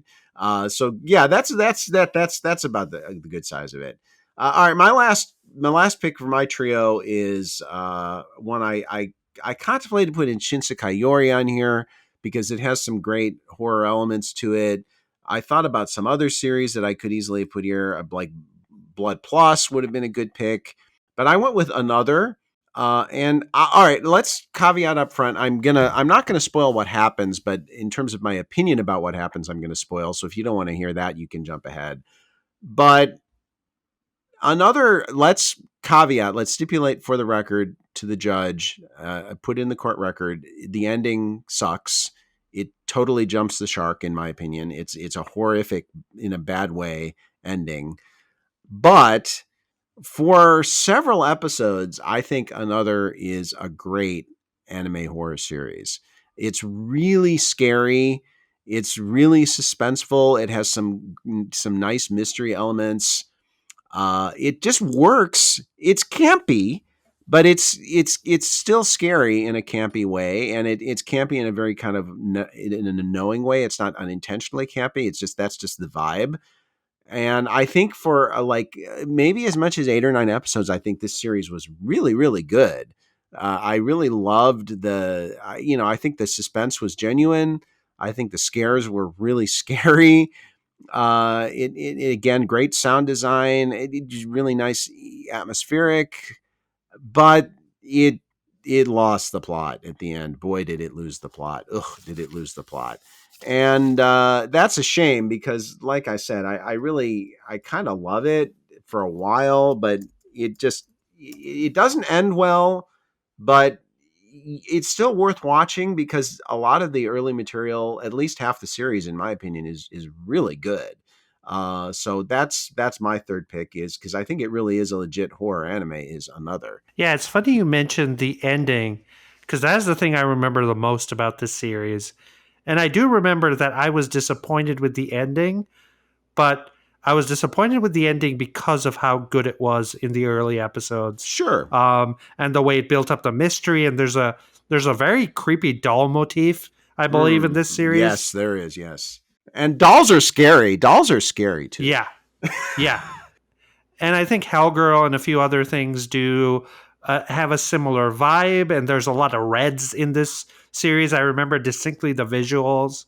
There's a lot of red here, so I think it does all of that really well. But I actually don't remember what the ending was. I think I blocked it out or something. But I do remember not liking it. So Yeah, I think it might be worth a shot.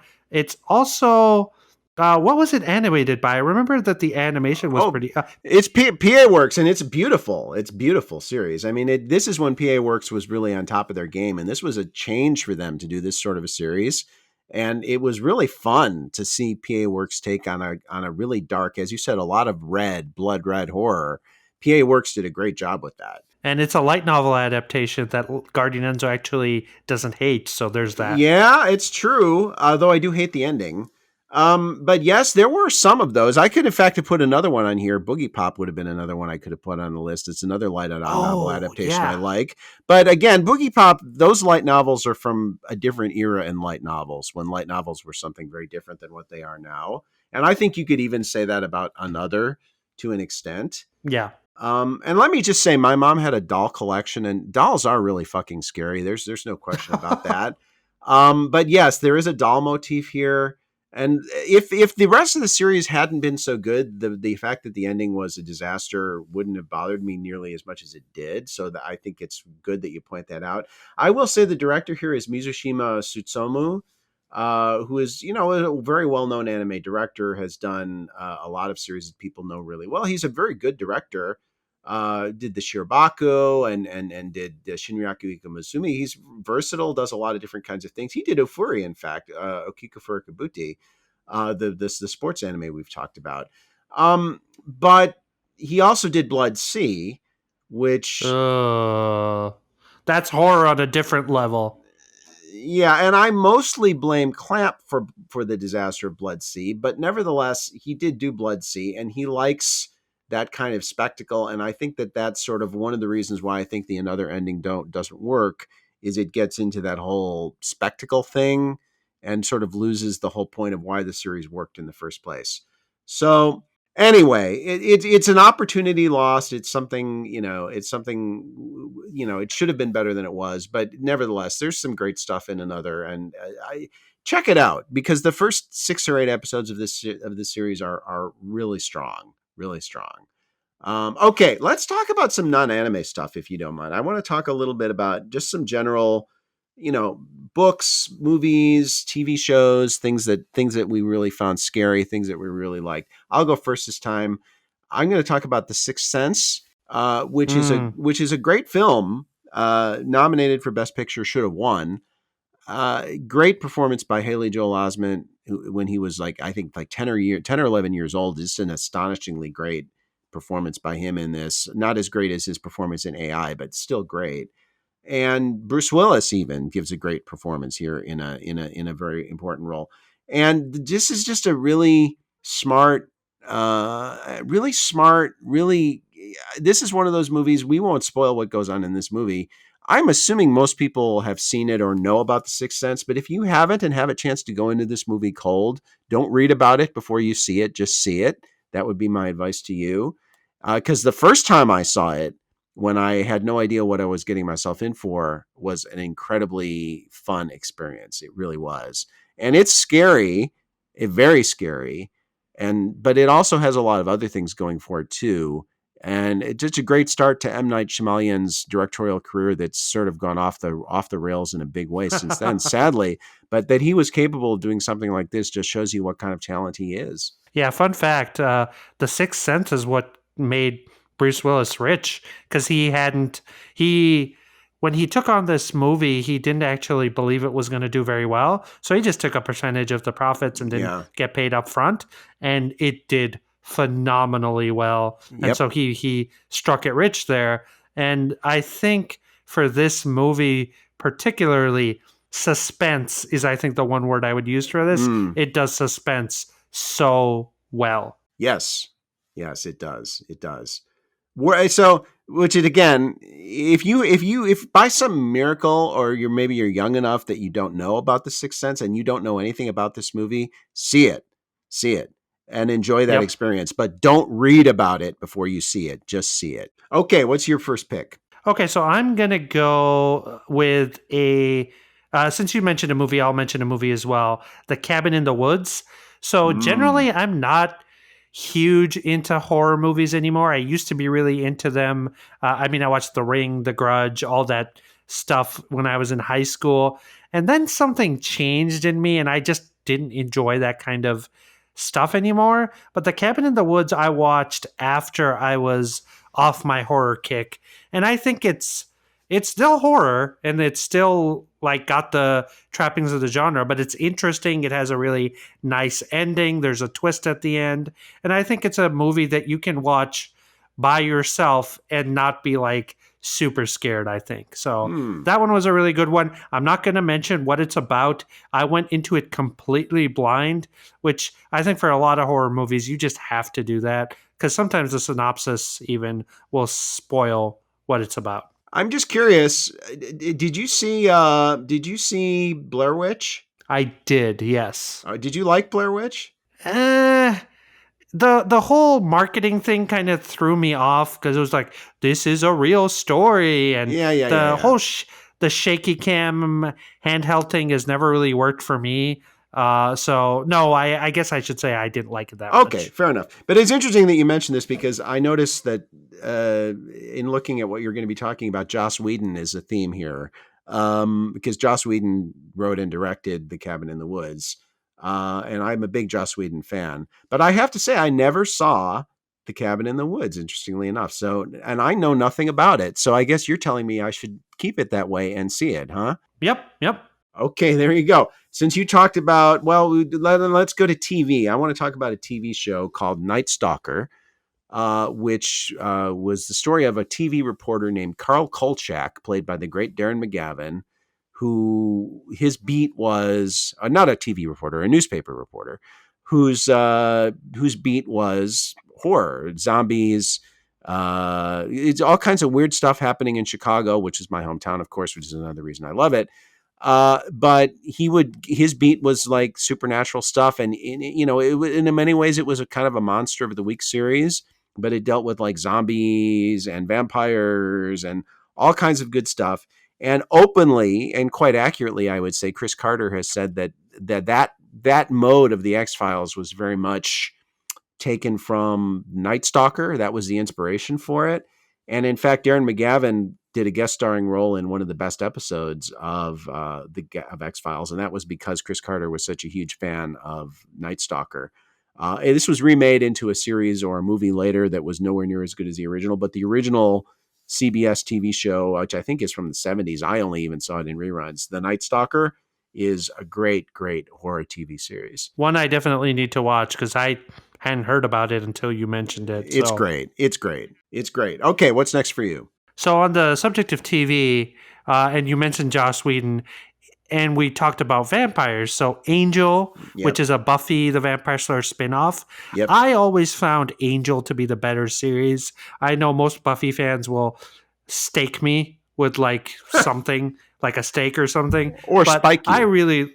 Or spike me. Yeah. That was a thing in the later seasons, wasn't it? Yes. Who, by the way, Spike does end up in Angel in season 5. So absolutely. Yeah, I liked it quite a bit. It was sad that it got canceled after season 5, because it was getting really good, And there's a comic series that continues the story, but it's not the same. I read it. It's even written by Joss Whedon, but it just doesn't have that vibe of the actors and them adding their talents to it. Yeah. So yeah, what's complicated about Joss Whedon is again the fact that even though he's done some really good work, there's all this stuff that came out about him, and so I'm a little. I mean, it's not like terrible, but it's been known that he has like this weird thing, and he's been suggested to have messed around with people and stuff like that. He cheated on his wife and stuff like that. So that does color some of his work a little bit oddly. But I guess in my mind, this Angel stuff was before all of that came out and before he got big with stuff like the Avengers. So it's definitely, I think, the best vampire TV series I've seen. Yeah, and we can get into there's some stuff with Joss. Let's not even go. Yes, there's some stuff with Joss Whedon, but we're not talking about the kind of stuff we talked about with like the mangaka for who was feeling up middle school girls. It's not that kind of thing. It's not but that bad. but it is. Yeah, there's stuff there. Let me just say for the record, big Buffy and Angel fan, like them both. Not even sure which I like better. I really do love both series actually, and was devastated that Angel was canceled when it really felt like it was at its peak of creative ambition. It's a shame that it was canceled because I think there was a lot of great material still to be mined from that. And I actually really liked the addition of Spike to the cast because I was always a Spike fan. I like Spike. I think the actor who played him, whose name James Marsters, was really really good. And Angel had a good cast. But the thing that Angel worked because it was faithful to the Buffy universe without trying to be a Buffy clone. It was a very different tonally and thematically, while still being faithful. And when you did occasionally get a Buffy Angel crossover, they were always phenomenal. Yeah, it's a shame it was canceled, but I love Buffy and Angel is a good pick, and it's really a good series. And there you go. My last one is The Blob, and the only reason I want to mention The Blob is because I was terrified by The Blob when I was a kid, and looking back on it now, I think I could probably say, yeah, The Blob is probably not that scary. I don't even know. I haven't seen it in years. But when I saw this movie originally on TV, like Son of Svengoolie, did you get Son of Svengoolie? No, maybe. Do you know Son of Svengoolie? Do you know who that is? No, I do not. Son of Svengoolie was a TV horror movie, comic horror movie host. He dressed up in like Vancouver, like vampire. His name was Rich Kaz, actually, and this was in Chicago, but he was nationally syndicated. And he dressed up like a vampire, and he would introduce old horror movies. That was his thing. It was every Saturday night. And Count Floyd from Second City, those of you who know Count Floyd, the Joe Flaherty character from Second City, was based on him. But The Blob came out in the 50s. It's an old horror movie, and it's basically pretty much everything you need to know about this movie is just the name, The Blob. That's the movie. But it's just, it terrified me as a kid for whatever reason. Absolutely fucking terrified me. And that movie gave me nightmares and forced me to sleep with the lights on for like 2 years. And I didn't feel Why like... were you watching it as a kid? I don't even know why. I mean, because Son of Svengoolie was funny and we liked Son of Svengoolie. I don't know. Whatever the reason was, I was terrified of The Blob as a kid, and I can't talk about Halloween and being scared without talking about The Blob and giving a nod to the 1958 film, The Blob. So there you go, The Blob. You've never seen The Blob, I'm assuming. No, I've heard of it, and I have seen some of it, actually. Oh, good. But you dug deep into the background of cinema for that one. Yeah, I had to. I mean, and I could have even said something like... maybe Invasion of the Body Snatchers. There's another good old one. Oh yeah, that's a good one. That's a great one. Yep. Remade, not nearly as good. Now, the last thing I want to talk about is, I wanted to add this as an element, is your scariest, creepiest personal story, because this is an interesting Halloween angle. So I'm going to let you go first because you've had a few days to think about it now. I think it's fair to do that. What is your personal story, your scary, creepy Halloween story that you want to share with our listeners. Oh, my first. But so Would you like me to go first, or I can go first if you want? no, I think it was the one that I remember as being personally really scary was I think at night. Yeah, this was what it was. So at night, I kept hearing a creaking sound, and this was when I was Mm. still living in Pakistan, and I had come over to stay at my grandmother's at the time, and it was uh, a house that I think isn't there anymore. It's definitely not there anymore. There's a creaking sound I kept hearing, and then that creaking sound shifted into a barking sound for a little bit, and then it would go and it would shift into the creaking sound. And so eventually I ended up going outside and taking a look because, you know, I was fairly old at the time. And I had just played Resident Evil was the thing that I had just played. So there's zombie dogs and that and all that stuff. And it was actually a cat that was um, scraping on this piece of wood outside of the house for some reason, not making a sound. Cats terrify me sometimes, and so we shoot it away, and then that was the end of that. But the fact that a cat was making a scratching sound and it sounded like a bark Mm. was I think the thing that stuck out to me all these years. Maybe not the most interesting story, but a little twist at the end. Okay, that's a good one. I like that. So mine is when I was. This is, I think, the way a lot of good horror stories get started. I was camping with a friend, and in fact, we were in the thing that sort of strikes me interesting about this is uh, we were camping. We were sort of driving around late, and we were trying to cross the Ohio River, I remember, and it was late at night, and there was supposed to be a ferry, and the ferry was suspended for some reason, and so there was no way to get across the river. So we ended up driving around a little bit, like looking for another way across the river, couldn't find it, and it was dark, and we were tired, and we're like, "Fuck it, let's just find an empty field or something, and we'll camp," and that's what we did. And there's so two things about this story which are interesting to me. One is, Southern Illinois, there are no bears in Southern Illinois. There's no wildcats in Southern Illinois. We heard in the trees, because we were camping like on the edge of a forest, like really, really like deep, guttural, loud, kind of like grunting, like growling noises, like really deep, like those kind of, really, really deep growly noises, like big animal growly noises, and like branches going snap. And we were like, what is that? And we looked, we took the flashlights out, and we kept hearing these noises coming from the trees. And I thought to myself, okay, maybe it's a deer, right? It's a buck, it's a male deer. But this sounded way too deep in the chest, guttural, to be like an herbivorous animal.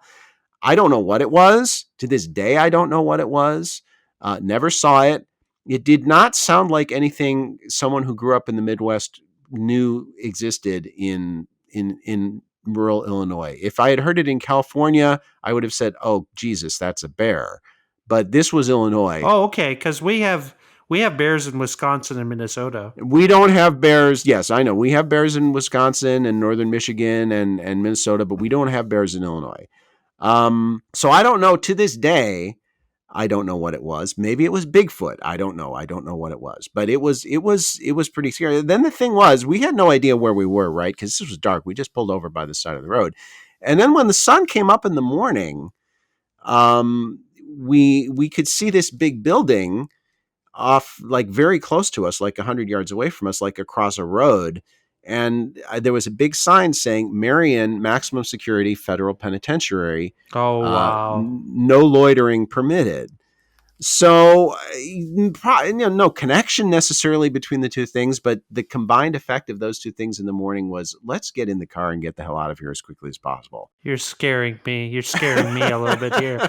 Also, the creature that Guardian Enzo heard, if you're listening to this podcast, write in and let us know. Yeah, and I was going to say also write in and let us know your own personal scary stories, because we would love to hear those. And if we hear anything really good, we'll share it on the air. So there you go.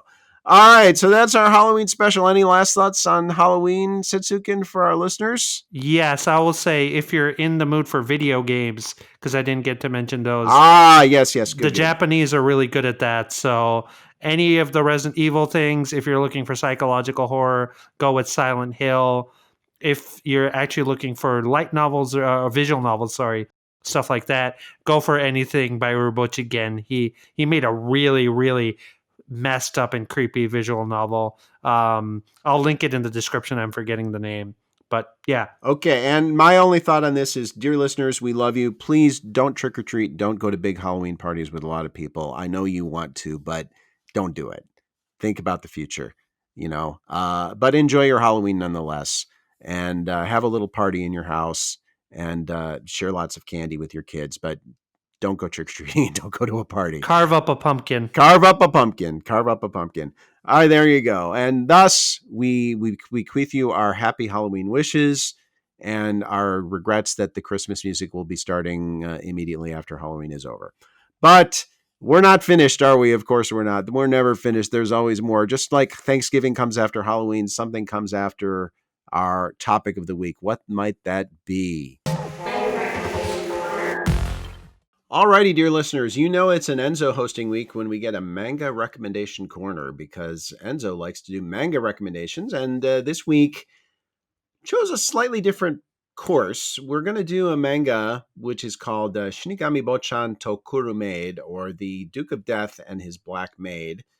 And this one is a little bit interesting because okay. Let me start off by saying it's a fun series. It's a story about a young man. I think he's about 18 years old, something like that, who's a rich aristocrat. He's the Duke, and he's cursed by a witch, so that anything he touches will die. And this includes other people, animals, plants. Anything he touches is living will die. So he's exiled by his mother, who is we don't hear much about his father in the series, but his mother exiles him to the detached estate because she doesn't want him anywhere around the house. And the only people who go with him are his maid Alice and an old butler named Rob.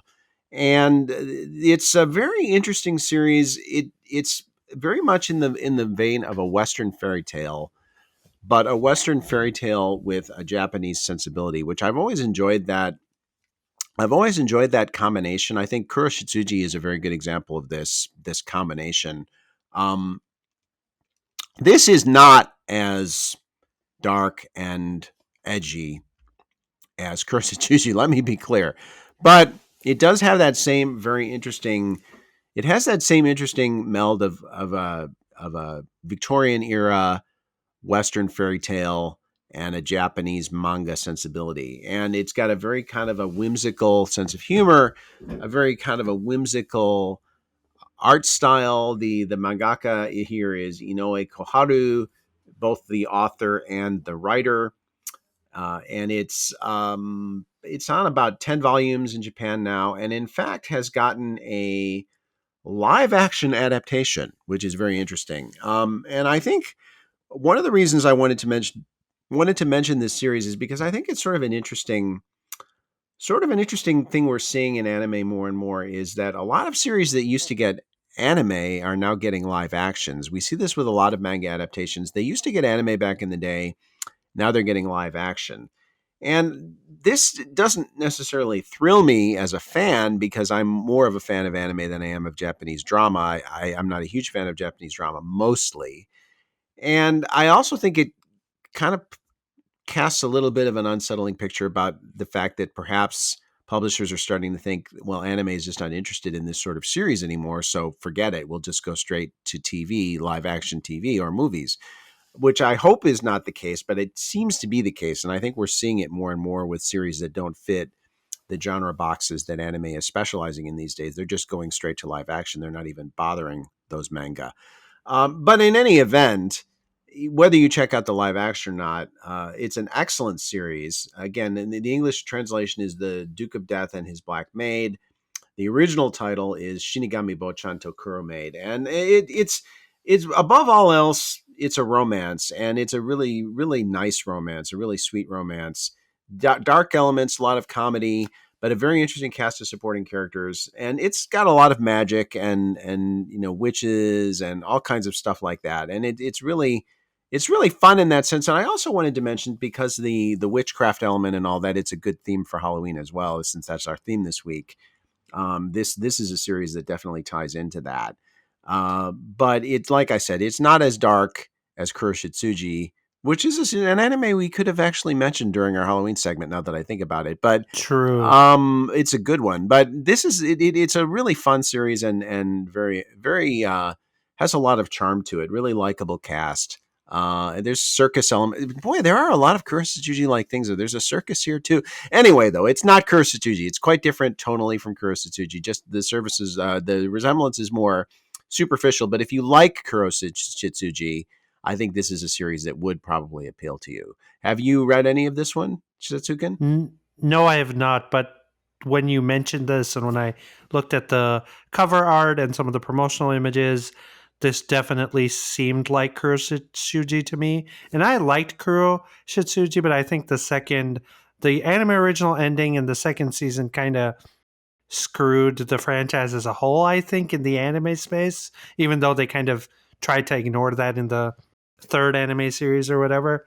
But for this specifically, I think it's really good. It looks really good to me. I'm excited in it. But the problem with this is it's not licensed in English. Nope, it's not. So, yeah, another one of those things where I really do wonder what a lot of these licensors are doing. And I guess it seems like with manga, until the anime comes out, it doesn't seem like Western fans generally get a manga first, unless it's like a huge seller or something like that. It at least that's the way it feels to me. But I'm not a avid manga reader, so people who read translated manga can correct me on that. But this looks really good. I might check it out. Yeah, and it's the sad thing is, I think it's an anime, it's a manga that should do well with Western audiences. It should be licensed, because it's I think it's quite I think it's quite it's quite Western friendly, wouldn't you say? It comes off quite Western friendly, and like Yes. in the visuals and stuff like that. Like I said, it very much has a Western fairy tale kind of a motif to it, I think. Which, all the more reason why it should be licensed, and it's not. And like you said, I'm sometimes I'm not sure what the thinking is that goes into these decisions, really. This one isn't even licensed in like France or Italy, where you would even expect a series like this to be licensed even before English, and especially because this one is quite European in its style. So there you go. But again, check it out. And the fact that it did get a live action, it speaks to the fact that it's doing quite well in serialization. So we could conceivably get more popularity mainstream for this, which might help lead to somebody like Yen or somebody in the West noticing it. Yen Press is still in business, aren't they? I think they are. But anyway, it's somebody, maybe even Viz. Viz doesn't do Viz Crunchyroll don't do series like this a whole lot, but I think it would work. But I immediately thought of Yen Press as someone who would be a good fit for this. But somebody licensed it already. God damn it! There you go. I mean, it did only start 3 years ago, right? 2017. Yeah, 10 volumes. So it's new enough that it may just take a little more time. If it gets an anime, it obviously improves the chances of it getting licensed. But now that it's gotten a live action. And let me say, by the way, this plague of going directly to live action versus going to anime is, is probably most acute in the shoujo. Yes. In the shoujo reign, and this is not a shoujo for the record, but I think that particular phenomenon is probably most acutely being felt in the shoujo realm, where a lot of series that used to get anime adaptations are now getting live actions instead. Which again, irritates the hell out of me, but there you go. What can you do? So that is our manga recommendations corner for the week. Shinigami Bocchan Tokuro Maid by Inoue Koharu. Check it out. And I can see the Great Pumpkin starting to emerge from the pumpkin patch, but he's not fully visible yet. We have a couple more things. We have a couple more hills we have to surmount before we can bask in the company of the Great Pumpkin. So what else could we have to do before the Great Pumpkin becomes our friend this Halloween? Let's see. Like find a glass slipper. Find a glass slipper. There you go. Haiku challenge. And now it's time for Enzo to torture himself or be tortured by Setsuken, depending on how you look at it.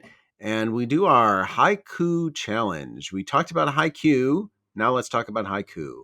And as the rules, as you know, I don't know what's coming. I'm surprised by what Setsuken throws at me. And we'll see if I need to have him fill dead air time while I think about an answer. So Setsuken, do you have a theme for me for this week's Enzo's haiku challenge? Well, going with what we've been doing so far, I'll give you the word macabre. Macabre. Make a haiku on that, and I bet you're going to have to think about that a little bit. So, all right, let's talk about, first of all, before we get down that road, how many syllables is macabre? It depends on how you pronounce it. Macabre, macabre. What since you're giving me the theme, how many syllables do you want to ascribe to it? the spelling, based off of the spelling. So I'd say Macabre. 3 then. I'll say 3 then. Okay, macabre. Okay. Yep. All right. So macabre. Okay. Okay, here we go. Macabre, which rhymes with, oh no, I'm not doing this IQ. You are. Well, no, there's no rhyming involved. This doesn't have, we're not doing the limericks. Now, if you want, No, I was actually going to help you out there. Oh, okay. But I stopped. Now a limerick challenge, that would be another way we could go. But okay. Right, yeah, I think the one thing I'm reflecting on as we're recording this podcast is my story for the horror story really sucked. So apologies in advance, everybody. No, it was fine. The cat as the dog was not a really good one, which it was equally not really great with the whole. Well, didn't Nickelodeon have a cat dog thing where they were both one entity? That is the stuff of nightmares, listeners. Some Western trivia for you. Cat dog, and I'm sure all the cat dog fans are going to come out of the woodwork with their pitchforks and stake me, similar to the Joss Whedon Buffy fans. All right, I'm ready. All right, go ahead. Okay, macabre. Blood Sea, I hate you. Is that too dark? I'm sorry. I feel macabre. I had a feeling. I had a feeling you were going to work Blood Sea into it. I almost debated giving you Blood Sea as the title, but I was like, that's too easy. Props on you for bringing Blood Sea into it. Okay, there we go. So all of our artists out there, you can start working on your etchings, on your wall script, on wall scripts for our tea rooms and such. We look forward to all of your submissions. And send all your fan art of Blood Sea to Guardian Enzo as well. No, please send it to Studio. Please send it to Clamp Manga House in Tokyo, where they're based. Please send all that artwork to Clamp directly. I'm sure they'll appreciate it far more than me. And that is this week's Macabre Halloween Special Edition Enzo's Haiku Challenge. Listener questions. All right, listeners, it's your turn. It's your show. We're just the guests now. It's question time. It's not Prime Minister's question time. So Boris Johnson, I see you staring through the window. No, you can't come in. It's just question time. It's just question time. And the same with you, Mr. Suga. Speaking of horror, Boris Johnson looking at you through the window. Yes. Yeah. That's like my Halloween Horror Story. I woke up one morning and Boris Johnson was staring at me through my window. No, no, no. We have a couple of questions from a couple of our regulars. One of them is the fair maiden Princess Usagi, the Princess of the Moon, the rabbit. She comes in with a question: Are there enemy? Are there any anime or films or series that are good adaptations of classic literature? Short answer: yes. The anime adaptations of The Tale of Genji, and there was an anime, Bungo to Alchemist, where each story loosely adapted a story from classic Japanese authors, but I don't know if there are any others. So, do you want to jump in first here with one of your picks on this? Yes, so I'll probably pick Gonzo's Romeo X Juliet and Gunkut's Count of Monte Cristo, which Mm, are loose adaptations of and inspired by the Shakespeare Romeo X Juliet, obviously from Shakespeare, mm, and Count of Monte Cristo, obviously the very famous classic mm. novel. Both of them have a sci-fi twist on the classic properties, but they're both really good. And this was, I think, Gonzo at its peak for me personally. So those are definitely ones I would recommend for anybody looking for classic literature stuff. And I assume she didn't just mean Japanese literature, but that was my Yeah, I don't know. Well, first of all, if the first one that comes to mind for me is the Tale of the Princess Kaguya Hime, the Takahata's final film for Studio Ghibli, which is phenomenal. It's really, really, really, it's one of my favorite anime films of all time. It's just an absolute classic, and I can't recommend it highly enough. That theater got very weepy at the end of that film. I can tell you that. It's really well done. The other one that comes to mind of the two you mentioned, I would definitely call out Gankatsu, which I think is a legitimately great anime. I think Romeo and Juliet falls in the underrated, pretty good camp for me, but Gankatsu, it is a loose adaptation of the Count of Monte Cristo, but it's definitely faithful spiritually to it, and it's a really, really wonderful, wonderful series. It's a great anime. It is maybe, very unique visual style too, right? yeah, totally unique visual style. It probably, along with Last Exile, it's Gonzo at their best for me. Those two series. And then one I could mention would be maybe something like Folk Tales from Japan, which is a children's series, and it's not great, but it adapts all the various Japanese folk tales, and it's entertaining for what it is. That's something like 200 episodes. It's pretty long. And then what else could we say? I mean, Zetsu and No Tempest, I think. yes, that's a good pick. Yeah, Zetsu no Tempest is loosely based on the Tempest, Shakespeare's The Tempest, and it also incorporates Beethoven's The Tempest, which is the theme riffing on on Shakespeare's The Tempest. So kind of brilliantly, I might add. Hmm. It's a very, very, very loose adaptation. Let's be clear. Yes. It's a very loose adaptation, but there is an allusion to it in the themes there, to be sure, and that is definitely one of the ones I would like to mention. So, and you had one other one on your list, yeah, that I think is a good one. Yeah, so hit that one. Yes. I'll mention Magi, which is inspired by the 100 Arabian Nights, 101 Arabian Nights, I think Mm, it is. mm, So there's Aladdin in there, or Aladdin, mm. if you want to be correct. There's Ali Baba, the leader of the 40 Thieves, and Magi does a really interesting interpretation of those and makes it shonen anime, which I think is really cool. So Magi, I am surprised we haven't gotten another season of Magi after the two, Mm, and then the spin-off Sinbad series, mm, Sinbad. mm. That Magi is, I think, a really good one. Yeah, I like Maggie. I do feel like it seemed to lose it for me a little bit. The last part of the anime, something just wasn't right somehow. But the first season of Magi, I really liked. I haven't read the manga, but it is a relatively. I mean, it's not faithful, but it definitely incorporates the elements of the Arabian Nights in there. So for sure, that's a good pick. So I hope that helps you out, Princess Asagi. Those are some good ones to start out with. And then from our friend Glare Stare on YouTube says about last week's episode, really nice episode. This was our movie episode. Sorry for the late question, but I want to ask, What happened to anime OVAs? Will you do an episode about them? And I'll go first here and then let you have your say. As far as doing an episode about them, probably not. We'll talk about them individually. In fact, we mentioned one this week. But the Watakoi. But the problem with OVAs is OVAs used to be really an avenue for original, that was the name, original video animation.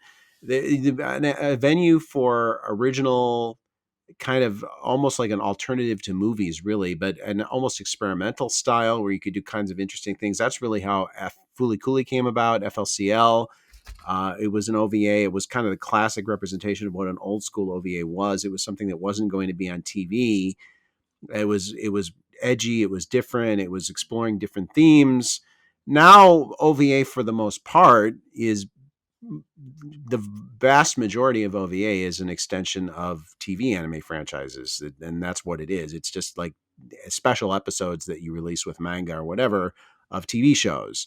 So inherently, I think because of that, OVA has become a lot less interesting than it used to be. As I've done my season preview posts over the years, I've always done an OVA section and a theatrical section. And I've found in the last 4 or 5 years that my theatrical sections have tended to become longer with more interesting films, and my OVA sections have tended to become shorter and shorter, to the point where I've had a couple OVAs where I've like, sorry, I don't have any OVAs to preview. There's just nothing to do. So that's kind of why we didn't talk about it last week. And unless the overall production model changes, I doubt we'll be doing a full show on it at any point in the future. Very well put. I agree with most of what you said. The only thing I'll add is for the longest time, I had thought that ONAs would kind of succeed OVAs, and that's original internet anime. But those have just become porn, like softcore porn or hardcore porn. That's what most of them are. I used to follow them, and then that's what it is. Like, did you watch some of the ONA things? Like, there's one where my wife is a student council president or whatever, and that was just a harem with softcore porn elements to it. Yeah. So once I saw that, and it became a pattern after a while. They would be short, 10 to 15-minute episodes. The budget of the animation would be really bad, and it would be, you know what, I mentioned it like 3 times. So a different kind of horror, and not the kind of horror that I was interested in. So I just skipped it. And so I think OVAs and ONAs currently, they just don't exist in the form that they used to. I think Golden Boy was an ecchi OVA series that I enjoyed originally in the Love Hina era. It was like a more, well, that was one of the things you could do more adult, gory things in OVA. So I agree with you, Guardian Enzo. We're probably not going to do an episode on them. Although, in the spirit of today, I think the Hellsing OVAs are really good as well. And I mentioned Hellsing before. It's sad, but OVAs are kind of not a thing anymore. Yeah, and it's conceivable, I suppose, that could change in the future, but probably not anytime soon. And the last real ONA of consequence, I think, was probably the Kyoso Giga ONA, because before it was a TV series, that's how it started. It was an ONA, and that was, I don't know, 6 years ago, 5-6 years ago, something like that. And I don't think there's really been a significant, important ONA since that. So yeah, a lot of them are porny. Sometimes you just get like manga or TV series will end up doing an ONA instead of an OVA for a special episode. But that's basically what they are now. They're special episodes, and they used to be original. Now they're special episodes. So, or porn. So, and while both special episodes and porn have their place, it's not quite the same, and probably not a big theme for us going forward. But if something should arise that demands a response, we'll certainly be here to respond to it. And on that note, we can wrap up another long and fruitful discussion of Notaku Anime Chat. As always, it's been a real pleasure. I enjoyed being with you. I want to again wish everybody a really great Halloween, and hopefully a very safe Halloween.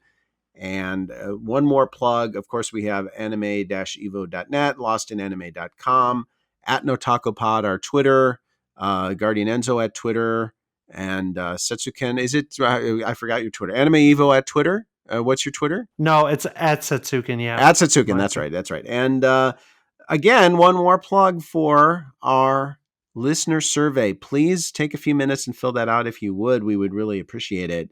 We want to know what you think. We've been doing this for a while now, one core, and we really want to know what you like and what you would like to see more of in the future. And I think that's really important for us going forward. The future is in your hands. The future is in your hands. So A, vote, and B, if you haven't voted already, and B, fill out our survey, and we really appreciate it. And with that, I will say thank you very much, Setsuken. Any last message to our listeners? Stay warm. Stay warm, and in my own inimitable style, I will come back with stay frosty. See you soon. Bye-bye.